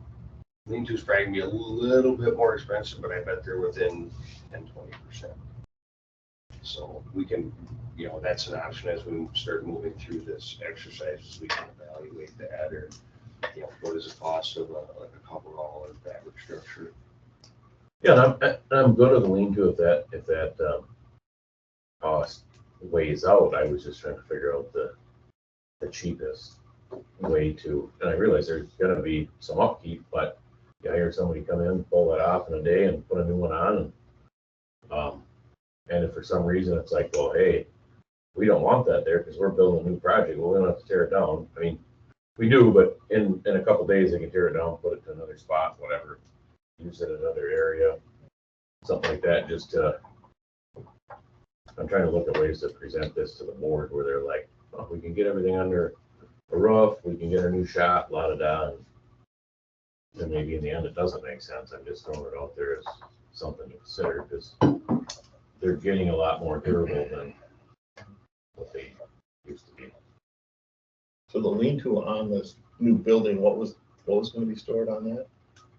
You'd have like backhoes, you'd. So that would, anything that on would just track. be an open lean-to, or is that? Yeah. Okay, okay, that's what I was thinking, okay.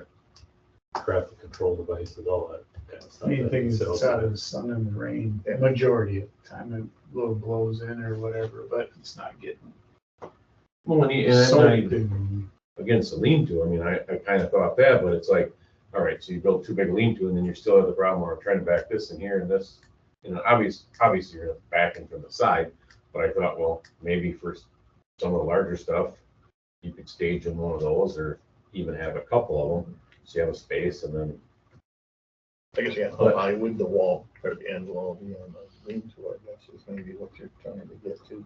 Probably got about 18 feet on the lean-to on the high side, And the low side would be probably closer to 12 to 14. 14. We'd have to look at, there's different ways to design that. If we did like a shed roof or how we want to do that. Because the building was gonna be 18 feet high, or roughly 20. The inside would have a clear height of probably 16 to 16. 18. So, you know, there may be a bay that we keep it up higher so we can raise boxes inside, but all that comes with a cost too. Mhm. So, you know, we try to put the lean-to, we keep I'd rather do a shed roof, keep it up as high as possible in the building, and then, Right. you know, that taller equipment gets closer to the building, and then as we go away, you know, that's where your traffic devices go and your rollers and things like that. Mhm. So were you thinking like having like 1A being like a 36,000 square foot hoop style building? Is that what you were kind of envisioning? Instead of a precast or a metal building, it would be like a hoop style. potentially, not necessarily. Yeah, I mean, I know all the options kind of. I do know they make them very large. I mean, if you go to Eau Claire on Highway 12, that fertilizer company, I believe it is. And that's a hoop style building. I'm not saying long-term that's the solution. I don't know, but No, no, yeah, and I was just thinking one big enough where you could drive in and park on the sides. Yep. Have a door on each end. You know, you come in, they all drive in there and hope they go on the other end and, yeah, so I guess to a point that and then build. Well, I'm not 100% sure, but I mean, the whole idea with the truck wash and some more storage for the plow trucks and stuff, because that is so, I guess that would be my main concern. Is to try and get that and rather than present this to kind of the board and they're like, well, yeah, that's way too much and shut the whole freaking thing down. If we can come up with a way to, I mean, sure, I'd rather have everything all under one roof and a whole brand new building and all the office and shit, but we gotta try and present it to them at a point where they're like, okay, you know, give them all the options, and that being an option where, you know, we either add on to this and put more room for the trucks and put the wash in there or the underbody wash, whatever, and so they can drive through or whatever, and then see what the sheriff's department needs for theirs, and then what size we would need to house a lot of the equipment, I guess is what I'm getting at. So it might not just be replacing that option, but I was just trying to think outside the box a little bit and get a 1A, option 1A kind of takes you down that path. 36,000 is about what you need under heated or tempered storage with that wash bay. And then from there, you would have to put up additional cold storage buildings, you know, be it that White House or, you know, if it was a coverall structure. That kind of sets you up for that. But we wouldn't be able to, without that space, we wouldn't be able to renovate this building because we'd still have to utilize the storage at the back. Sure. Yep. And Yeah, I mean, the biggest thing is obviously the winter months. Just trying to get the equipment under a roof where it's heated would be nice, just obviously the guys have to come in at 4 o'clock in the morning and start it up, and it's under a climate controlled roof. Would be nice, but Well, and so I'm for all the stuff that, like, the chippers and stuff like that get used in the winter. I would like to see them there. I was mostly just talking about all the stuff that sits for a fair amount in the winter, or, you know, maybe one of the skid steers only gets used once a week or something. You know, it could get plugged in there, and maybe the lean-to will address all that. So maybe I'm not completely understanding. I'm just, but yeah, I'm not necessarily for the stuff that they're going out with every day. I know how it is to start chippers up in lifts and bucket trucks and all that stuff. So if that's getting used in the winter, then I think it should be. And I'm just thinking of the summer stuff. I mean, backhoes that are going to sit for a few days, they could sit in that shed, and in the winter they're going to sit for 4 months, sit in there. And maybe there's not enough of that I'm saying, but even attachments, stuff like that, I didn't know. Maybe there's going to be enough room in the lean-to that you're talking about. I guess I haven't walked around there enough to see. I mean, I've been through the shop and stuff, but I would actually like to go Yeah, we can if I had look at time that after this. and see that, so I can be a little bit more educated on one. This one. Yep. I think there's a lot of equipment that's actually out and about now too that wasn't here, or that was here this spring. And it's- Yeah, most of the stuff is out on the road right now, but So like pavers and stuff like that. I mean, you don't pave in the winter, so that's all that stuff can sit correct. in one of those coveralls or the lean-to. But the lean-to, the snow's still going to blow on the side. I mean, I have one myself, and you know, so, or at least the coverall will be completely enclosed. And I guess we just have to see what the cost difference would be. Yeah, just to put it into perspective, the option 1A versus 1C, if we go precast, is 6.5 to 11.6. So you know, you're doubling the size, over doubling the size of the building, double the cost, right?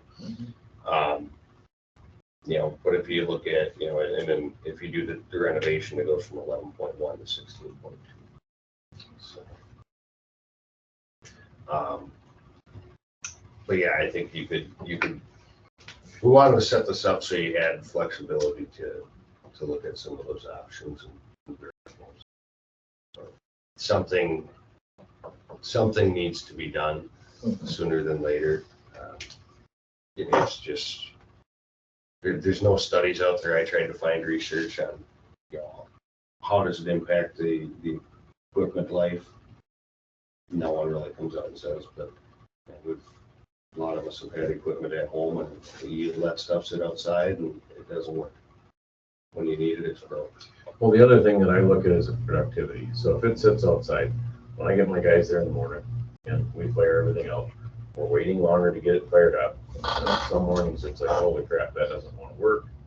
You know, grabbing hydraulic issues, stuff like that. yeah, winter hoses. And then by the time you get everything warmed up and it's cold, I completely see that. So your productivity goes down. Besides just your equipment, more wear and tear and harder on your equipment, your production goes down. Just like when it's 95 up, these guys, like my guys, aren't as productive as they are when it's cool, when it's 70 degrees. So you know, there's that as well. So I mean, I'm taking all that into consideration of the stuff that you're using in the winter. I definitely want inside. So whatever cost that has to come at, I think it's worthwhile, especially when guys, if it's zero and guys are having to go out and start that stuff up, they're pissing them on it, they're ornery, they're mad, and I get it. So I'm not trying to, I'm all for getting the stuff under there. I'm just trying to also be able to present it in a manner where the rest of the board will accept it, to be honest with you. That's what I just want more options, so that way, if they're like, well, no, we're not gonna do that, at least we have something. We obviously need to do something, because I've driven in and out of that wash bay and that side, and there's definitely not enough room. I mean, technically, we could have a standalone building for a wash bay. Yeah. I mean, that could be put out here on, by the front gate when you come in, type of thing. Where it didn't have to be attached to a storage building of some sort. I mean, there is all kinds of options. Well, I mean, what about like the city did? And I haven't been through that, so I don't know. Because they added on to that, right? Is that not something that we could add on to that side of it? Look at the addition onto this building and it just gets really complex to get the traffic flow to and through the site without having to move a bunch of stuff. The fuel islands are new, so we don't want to move them. Your salt or your sand storage to the north side and your access through there and limits us. You know, the space to the east limits us. So kind of in a tough spot. I think the simpler we can make a freestanding building, the better.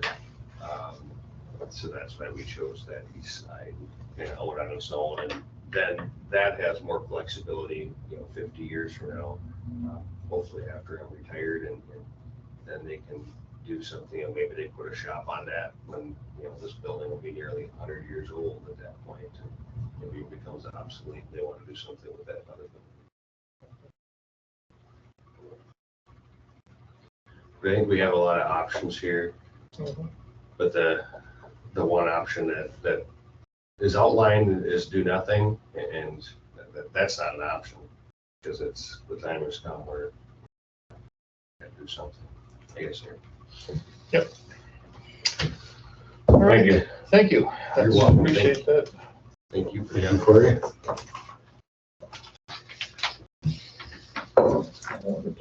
If you need anything else, just give a holler then, and we'll update this once we get done. You get done with yeah, that. I'll touch base with Chris and all that and see what we want to do. All right. Thank you. All right. So I probably was a dumb question, but it's been bugging me the whole time. If I go buy a house, I don't have the money to just go. So I get a loan. My loan could be 15, 30 years, whatever, right? So is that, how does this work? I mean, can we do that? Just like the neighbors. What's that? That's just like the neighbors. We spent $24 million and what was it, 20 or 30-year loan? Yeah, I mean, realistically, this could not happen without taking a loan out. Yeah, this is, I didn't think so, but no, this is a huge loan. Just like the neighbors. I look at it as if we build a facility for 100,000 or 15 million, it's gonna have to be borrowed. Yeah. Or taken from the general fund or well, something. that's why I asked the question, because what I witness or see a lot is that's what happens. You know, you either budgeted a carryover budget so you could buy some equipment, or you steal from somebody else to pay it. And I get this. I get the system because I've worked in this state system. So, but I wasn't sure about the loan thing because I asked the same thing back in those days about addition to a building.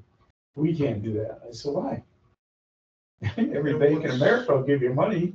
Once Because we that's get how the- they make money. Once you get the numbers, we can run the numbers for loans and then you'll know exactly what it's gonna cost for $100,000 evaluation. Right. I mean, it's pretty Yeah, simple. I know how that all works. I But we need just, I some just stuff. didn't know, you know, In our meeting yesterday, Chris and Dan and Cedar presented this to us yesterday.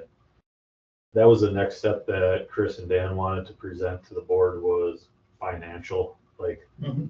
looking at if we borrowed this much for a building addition, what it's gonna cost the taxpayers. Yeah, right. Yeah, and that's So easy to that- figure out, so yes. that's real simple. yeah, The problem is this ain't the only major project that's going on, and the Dunn County. We got a facilities issue that we got for the judicial center that needs major updates, either geothermal, solar, or spending a fortune updating that. That's all gonna cost money too. Even our infrastructure of our roads. Besides that, yeah, everything, yeah. But that's a major update that we have to do fairly soon, and that's why almost these have to piggyback and say, hey, we're really gonna have to spend X amount of dollars and borrow this much if we're gonna have a judicial center any longer, because that has major updates that we have to do on it. And if we wanna save money and go geothermal solar, that's what it's gonna cost, and pay for itself after so many years. So that's why I say it's not just this major project besides road construction that we're looking at right now. And I guess I want to reiterate too to all of you is, I just wanted to present that there's a need. Yeah. It may not happen. I'm well aware of this. We're still going to continue the way we are operating today. It's just, obviously, we can all see that there's a need. And at some point in time, we are going to have to invest money into our existing building. We are. We don't invest any of it right now. I don't like half-assed, and I'd rather get it done. And I wasn't presenting that part as, a half-ass. It was just like, I would rather, if we build something or do something, I want it, I want a good quality building. So I would rather have a smaller building that's good quality and then have one that's just like to do whatever. And I know I say good quality and then I am mentioning a carb shed, but what I'm saying is I don't want to have two half-ass ones. I want one good quality building, and then that one is, Correct. you could call it a throwaway or whatever, just to kind of get us by. And if you're gonna spend money renovating and stuff like that, it's like, okay, so do we actually just do it all, or I'm sure you'd like this in a separate room, but what are we in here, once a month? It's not like we're 5 months through your Correct. desk and stuff. I mean, sure, I get it. He's like, well, yeah, most places have all this, but I guess that's not as important to me as having those trucks and stuff. Make sure that they can hit the road in the morning and be ready to go. And It'd be nice to have all the It'd be nice to have what St. Croix has too, Oh, it'd be great. but I know that's not reality. that's not gonna happen, so. But yeah, I think the biggest thing that is, yes, we are gonna have to replace windows. We are gonna have to replace roofs. It's inevitable. Mhm. We just replaced the roof. So you talk, no. What?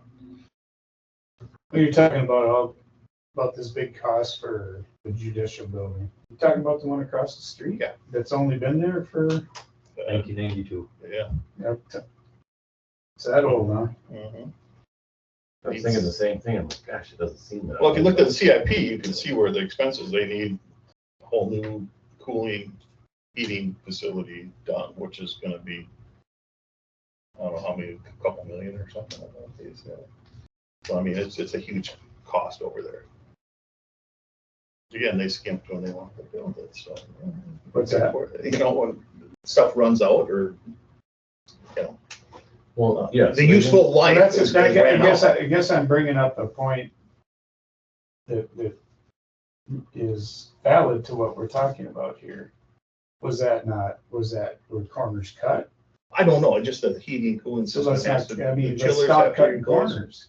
The chillers have to, I don't know if there was ever corner cut. I think it was just, it's. they had a useful different life. system put in then. I mean, we all It has to be have, replaced. I mean, a cooling heating Well, I system know. after 20-some years has to be I had to replaced. finally replace one in my house. And they have more Done efficient before, so ways That's to when they heat built and cool now than they did 20 years ago. Let's just go I with only replaced it 2 years ago. That's how long I got out of it. that's what I'm saying, is that they built. But that's, I think that's where my mind is when I help present this to the board, is that, yeah, we can cut this corner, we can cut that corner, and we can Mhm. save this 2 million here. But in 20 years, we're gonna spend 9 million to fix that $2 million miss. that. And that's what we're talking about. And if we can take a facilities. loan, So, I mean, I get debt is debt, I get it, okay, but what are we gonna do? go rent those 2 sheds across the street and stuff in there? I mean, is that what we want to do? You know? I mean, how did these other counties figure it out? I mean, I guess I'm gonna dig and find out how. They borrowed money. Yeah, I know. That's just what they did.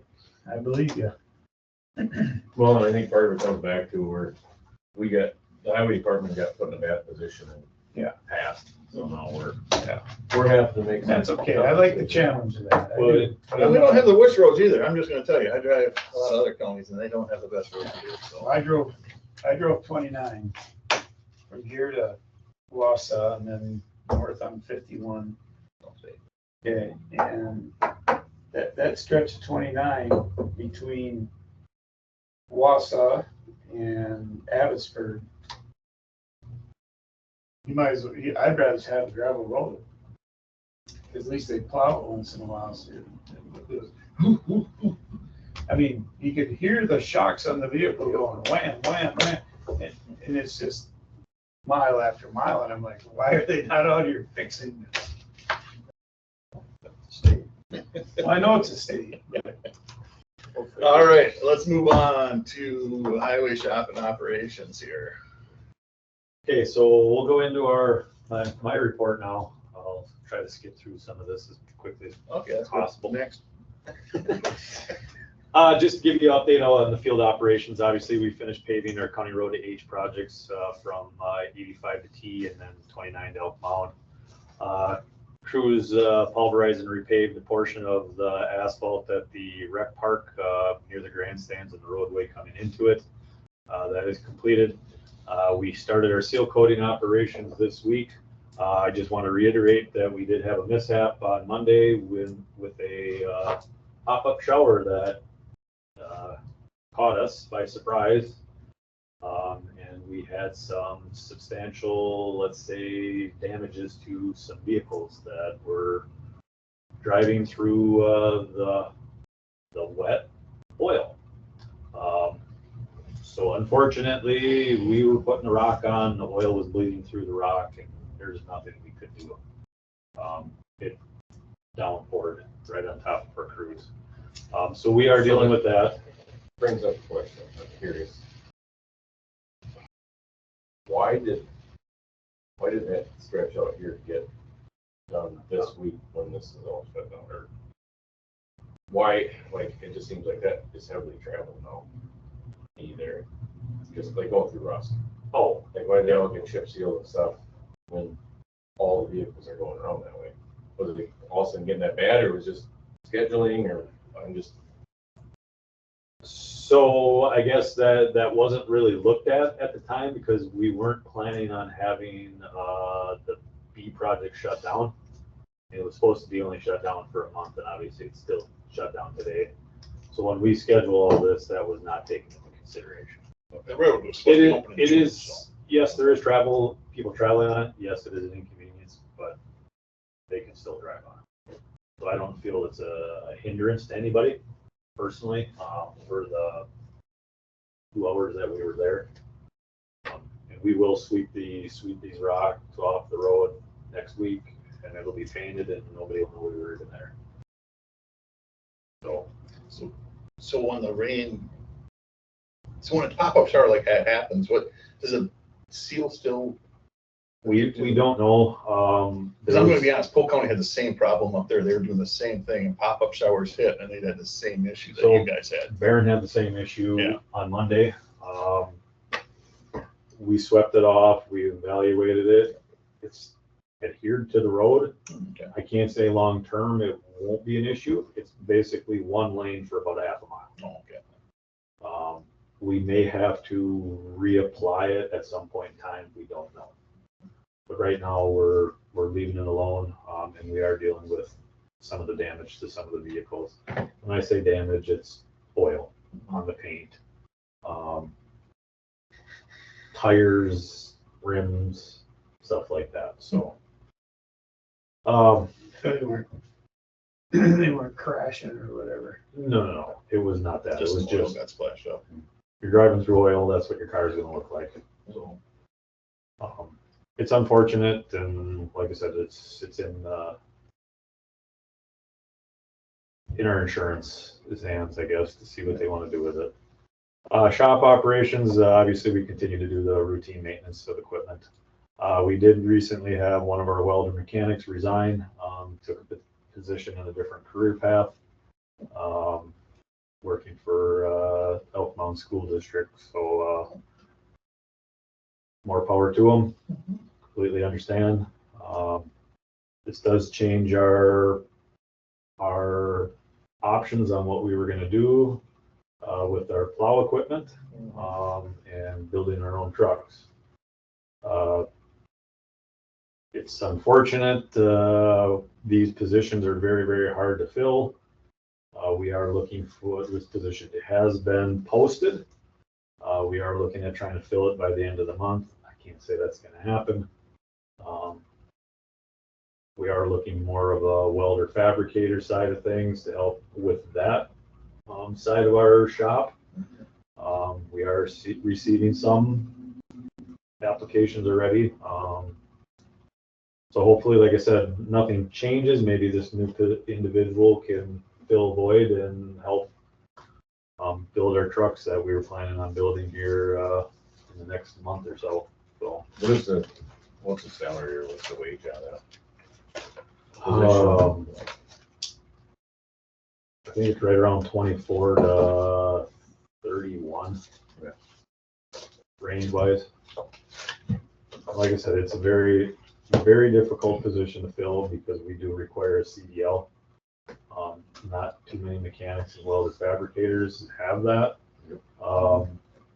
We have in the past hired mechanics and welders without CDLs, but it's going to get to a point where we're going to have them have it because we are utilizing mixed shop staff in the field, plowing snow, and they have to test drive these trucks out on the road when they fix them. So we currently have 2 out of the 5 mechanics now that do not have CDLs. And they're harder to get. Yes, So and a lot harder to get. Yeah, it's difficult. There's a kid right now that's probably gonna apply and for here, but he's just working on getting the CDL. If he has it, he's better get hired.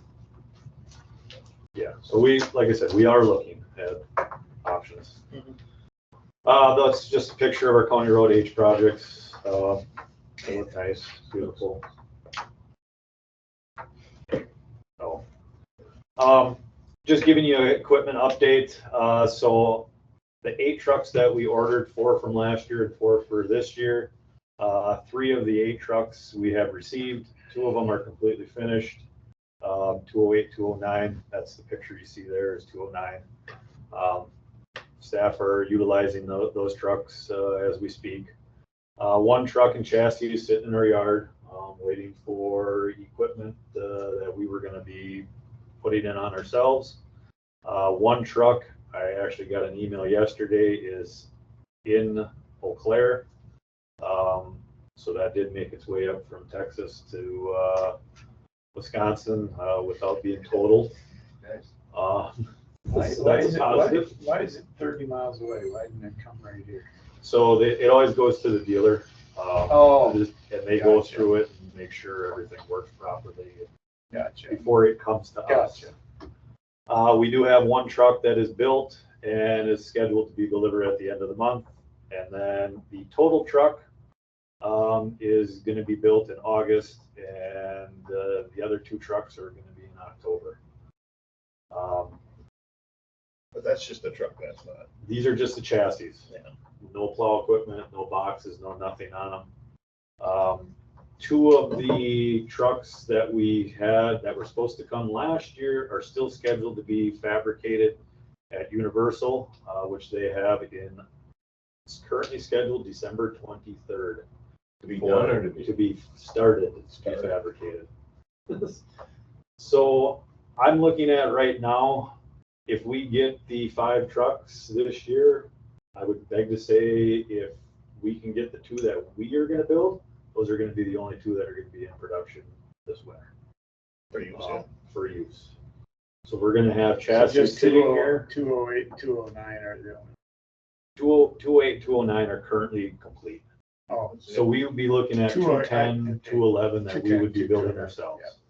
Everything outside of that would be not operational. Not until after that the we're winter. thinking are gonna literally sit here until February at the earliest, maybe being utilized. When winter probably will be done, so hopefully. That's what- So just wanted you to be prepared. With this, obviously with our resignation, we were planning on fabricating these trucks ourselves, not knowing what's going on. We had in our CIP to dispose of 4 of our plow trucks, the one of them sitting out here right now. I have elected to only keep 2 of these, not knowing what's gonna happen with these trucks. Right. Because our plan was to have these trucks up and running before we would get rid of these 4 trucks. So right now, we're gonna hold on to 2 of the 4 trucks.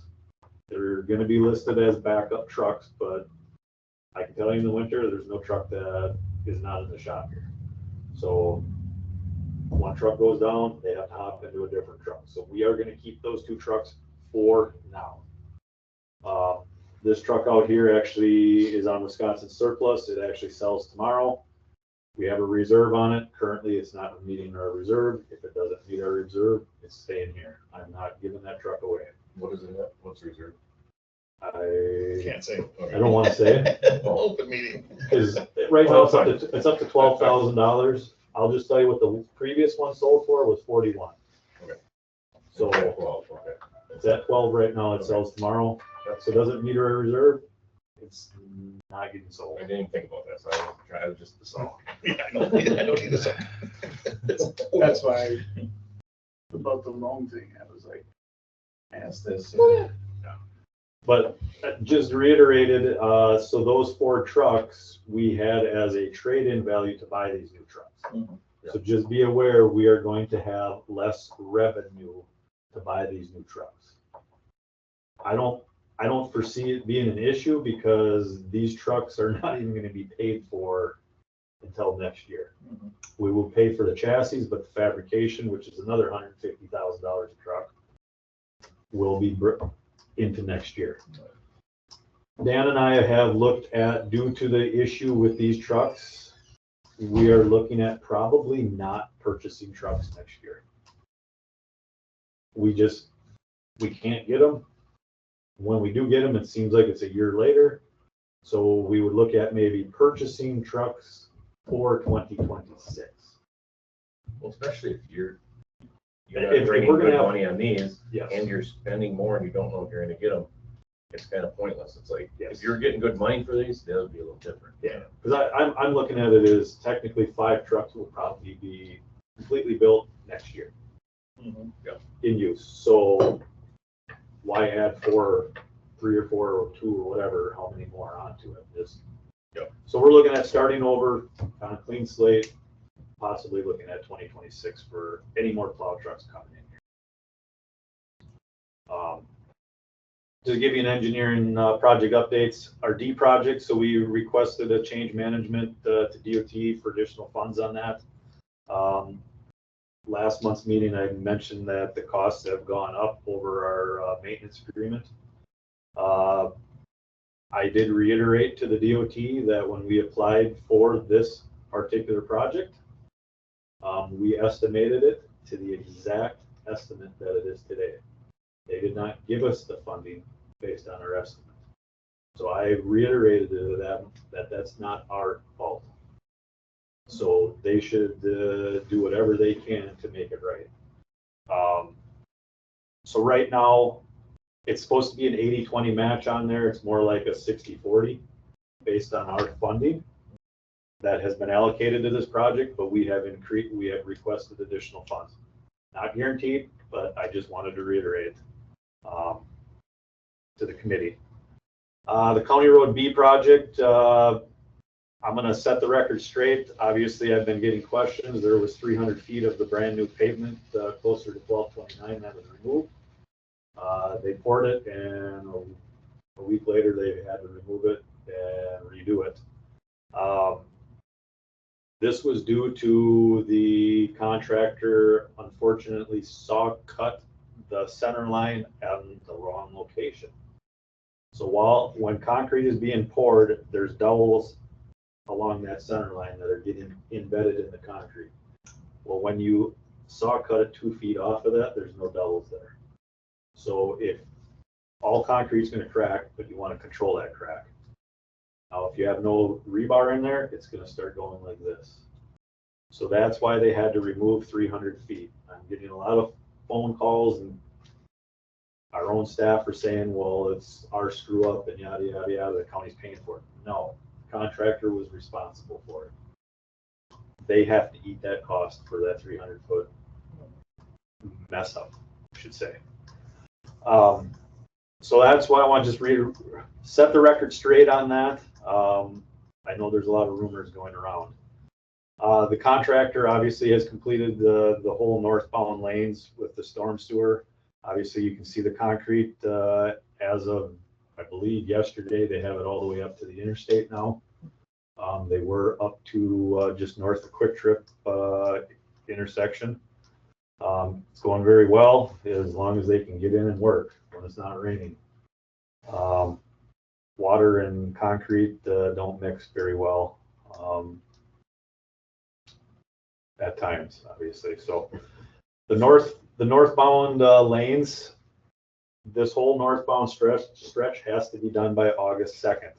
That is per the contract specifications. If they do not meet that, they get penalized, the contractor does. Liquidated damages. So you're saying it's gonna be open then? So this will be, all the southbound traffic will be staged on the northbound lanes. So this whole southbound portion of the project will take place through the duration of the summer into the fall. So that probably won't be done until late October, early November is what we're anticipating. But all the traffic will be placed on this new concrete in the northbound lanes. So hopefully, we're shooting for August 2nd. So when people ask me, it's like, hey, that's what we're shooting for. Then. We're shooting for August 2nd, and then going into the north project, we're looking at we're keeping that railroad crossing shut down until we can get everything on the northbound lanes.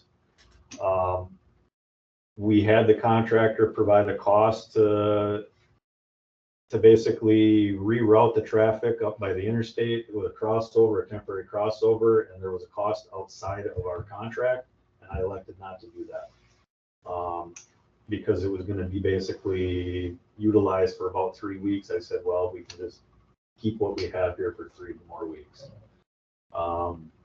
So they're currently working on the matchings. That whole northbound lane has been completed. They're working on the matchings by the interstate as well as matching into the existing concrete, turn lanes, all that. They anticipate to be done prior to August 2nd is what they're thinking, weather permitting.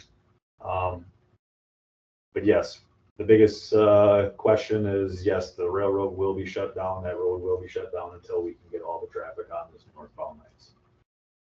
So, County Road C, Muddy Creek Bridge, they are telling me that bridge will be open to the public possibly tomorrow or Friday.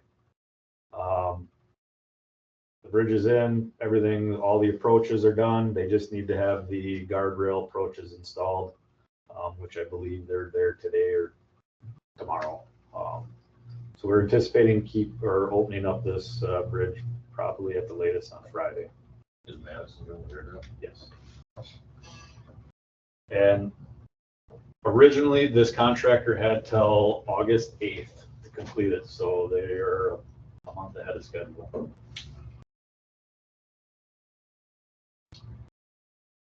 I'll let Isaac talk about the box culvert that we did for the town of Lucas. Yeah, town of Lucas box culvert project that was completed June 13th was the installation of the actual structure there. So this is Gilbert Creek. If you go west of town on 29, go north on Q, left on N, it's kind of out St. Croix County line. just north of the highway end. So this is a township road, 90th Street. But the project went fairly well. It took about 10 days for the complete the project start to finish. It was very wet during those 2 weeks, but We were very nervous because it was scheduled for a lot of rain and we had the creek dammed off. So it was, everything was excavated and we're like, well, hopefully it holds because otherwise we're gonna have to start all over. Yeah, it was not pretty. It was wet. there's a couple like 2-inch rainfalls in there that was, but everything held up. And Were you out went there well. with the bucket? Making Need a little more than that. We had two pumps running I see a pump constantly, there, yeah, I see you got a pump. morning, noon, and night. So yeah, everything's up to gravel grade right now. We don't have a picture up there, but the stream's running through the structure. It's up to gravel and restoration's complete. We just need to complete the guardrail and the paving portion of that project this summer. And to put it into perspective, so that structure right there installed everything thus far was $150,000 to do. Structure alone was 93. Yep. Just the structure was 93,000. That is the largest box culvert that we have installed in the county that I'm aware of. A one cell. Looks big. So because I'm thinking about, I don't get way off track, but like, if you guys redo Jake's, or by Jake's there, is that bridge fine, or would you put something like that in, or would you have to build a new bridge? So that bridge is perfectly fine yet. Okay. When we redo the road, we're looking at removing the sidewalk and widening it for road width. For obvious reasons. Yeah. Yes. Okay. Yeah, like I said, overall the project went well despite the amount of rain that we had. And County Road Z project, the last phase there, started this week. So they're down there today, or they've been this week replacing culverts, and they'll begin widening and ditching here shortly. But yeah, the plan is to add 6 inches of base, pulverize, and repave, along with the ditching and culvert replacements on that project. So. Other projects going on, the Colfax Salt Shed project started this week too, on Monday. Our crews is doing the excavation work on that. And the building contractor is also on site. They're doing foundations right now. So Monday our crews trenched, excavated for the foundations. They dug that trench. Yesterday they poured the foundations. Today they're pouring the piers, and then next week, if the concrete cylinder breaks, meet the strength, then they'll backfill and keep moving on that project next week. So, yeah, this is a salt storage shed. The DOT is paying for that structure. The 1,000 tons, Dustin? Yeah, it's over 1,000 tons. Well, 40 by 60 for the salt. Salt storage area is 40 by 60. And then bridge inspections, those are starting July 18th. They're working straight through approximately 2 weeks to complete all the bridge inspections. That's for the county system, as well as many of the townships, or was it all of the townships that ended up? Yep. Yeah, all the townships are under the same contract with KBIS, which they had done the inspections the last 2 or 3 cycles for us as well. So.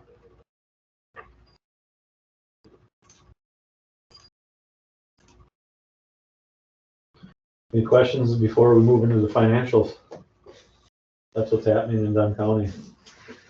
That's it. So going into the financials, nothing has really changed from the previous month. We're still looking at a budget surplus, right around that 1.5. Obviously, not saying this number won't change, but we are obviously seeing a lot of expenses coming into the highway department. We did receive our first payment for our B project, or I should say our first invoice that we had to pay, which was a very, very large number. So yeah, that's all accounted for in here, but obviously we have not seen the month of June yet, so this is only through May. Our financials, June is where you're going to be probably seeing a lot of purchases over $40,000 coming. Full county board. So just be aware of that. When it comes to asphalt and county construction, that's what happens. Yeah. We have approximately 7.5 revenue and only 2.2 million of expenses so far, but that number is going to drastically change. That concludes. Sounds good. Thanks for that, I guess. Moving on to number 7A, highway vouchers.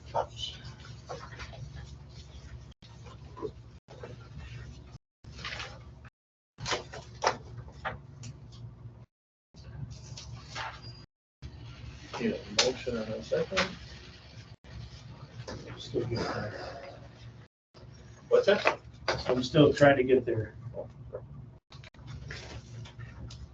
You have to watch the screen instead of my papers.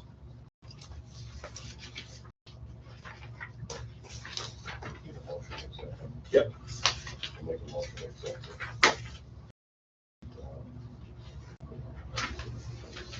Is there a second? Yeah, I'll second it. Okay. Motion been made second. Any discussion, any questions on any of the vouchers here? Any questions? No? All in favor? Aye. Any opposed? Passes. Winter plow blade proposal. Yeah, we submitted our proposals for our winter plow blades. We do have a number of blades left over from last year, but obviously we still try to keep a stock on inventory. We are utilizing a majority of our plow blades, or the rubber blades we call them. Yeah. So based on our proposals that came back, so we have carbides, we have the underbodies, all that, and then your typical rubber blades. So the rubber blades, the lowest cost proposals are the ones highlighted in yellow. So what we would be recommending for the rubber blades would be to go with Burke Truck. Those are the yellow, highlighted yellow ones, the 60 Joma rubber blades, carbide. And then the other portion of the proposal, our standard blades for our graders, underbodies, all that stuff, would be coming from US Blade and Chain in those quantity amounts.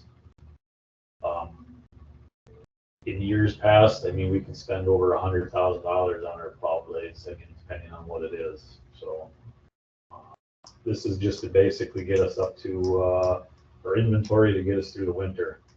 So, like I said, my recommendation is go with the rubber blades from Burke Truck and the standard blades from US Blade and Chain. I make a motion that we go with Burke Truck as highlighted for the rubber blades and US Blade and Chain for the steel carbide, whatever. A second. Motion been made second. Any other discussion? If not, all in favor? Aye. Aye. Any opposed? Motion passes. Outlining shop diesel fuel tank and pump proposals. Yeah, so last month we talked about it. purchasing 4 fuel tanks. Based on the proposals that came in, we were only looking at purchasing 2. We have $120,000 allocated to in our CIP funds through ARPA funds in 2024 to purchase fuel tanks. So we were originally looking at 2, but based on what the proposals came in at, we looked at purchasing all 4 this year and not having to purchase any next year was the proposal.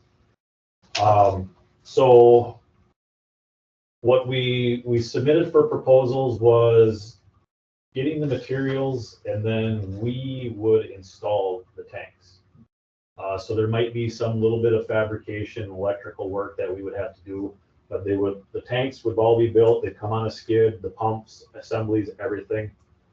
Literally, we would set it on the ground and plumb it like electrical. So we got 3 proposals for 4 1,000-gallon diesel fuel tanks, pump assemblies and equipment. Advanced Tank was the lowest proposal. That is the company that actually built our fuel tank system here in the amount of $66,640. Obviously, there's going to be additional costs of us or hiring an electrician to hook this up. But I don't foresee us spending a lot of money to do that per se. OEC was the other one. They had the complete unit. They would provide for us. We'd have to install it. The big difference for U-Fuel versus the other one is that's the complete unit, completed, installed, everything. Would be $123,000. A lot to install. That's what I'm saying. Is that based on what we have in front of us that was presented? I guess my recommendation is to go with Advanced Tank for those 4 fuel tanks. Like I said before, we have $120,000 allocated to this. If we don't spend it, maybe we only spend 75,000 of the 120. I don't know. That would just go back into the general fund. So that's my recommendation, is to go with Advanced Tank for those 4 units. I'll make the motion with advanced tanks for 4 tanks. Second. Well, it's been made and seconded. Any discussion?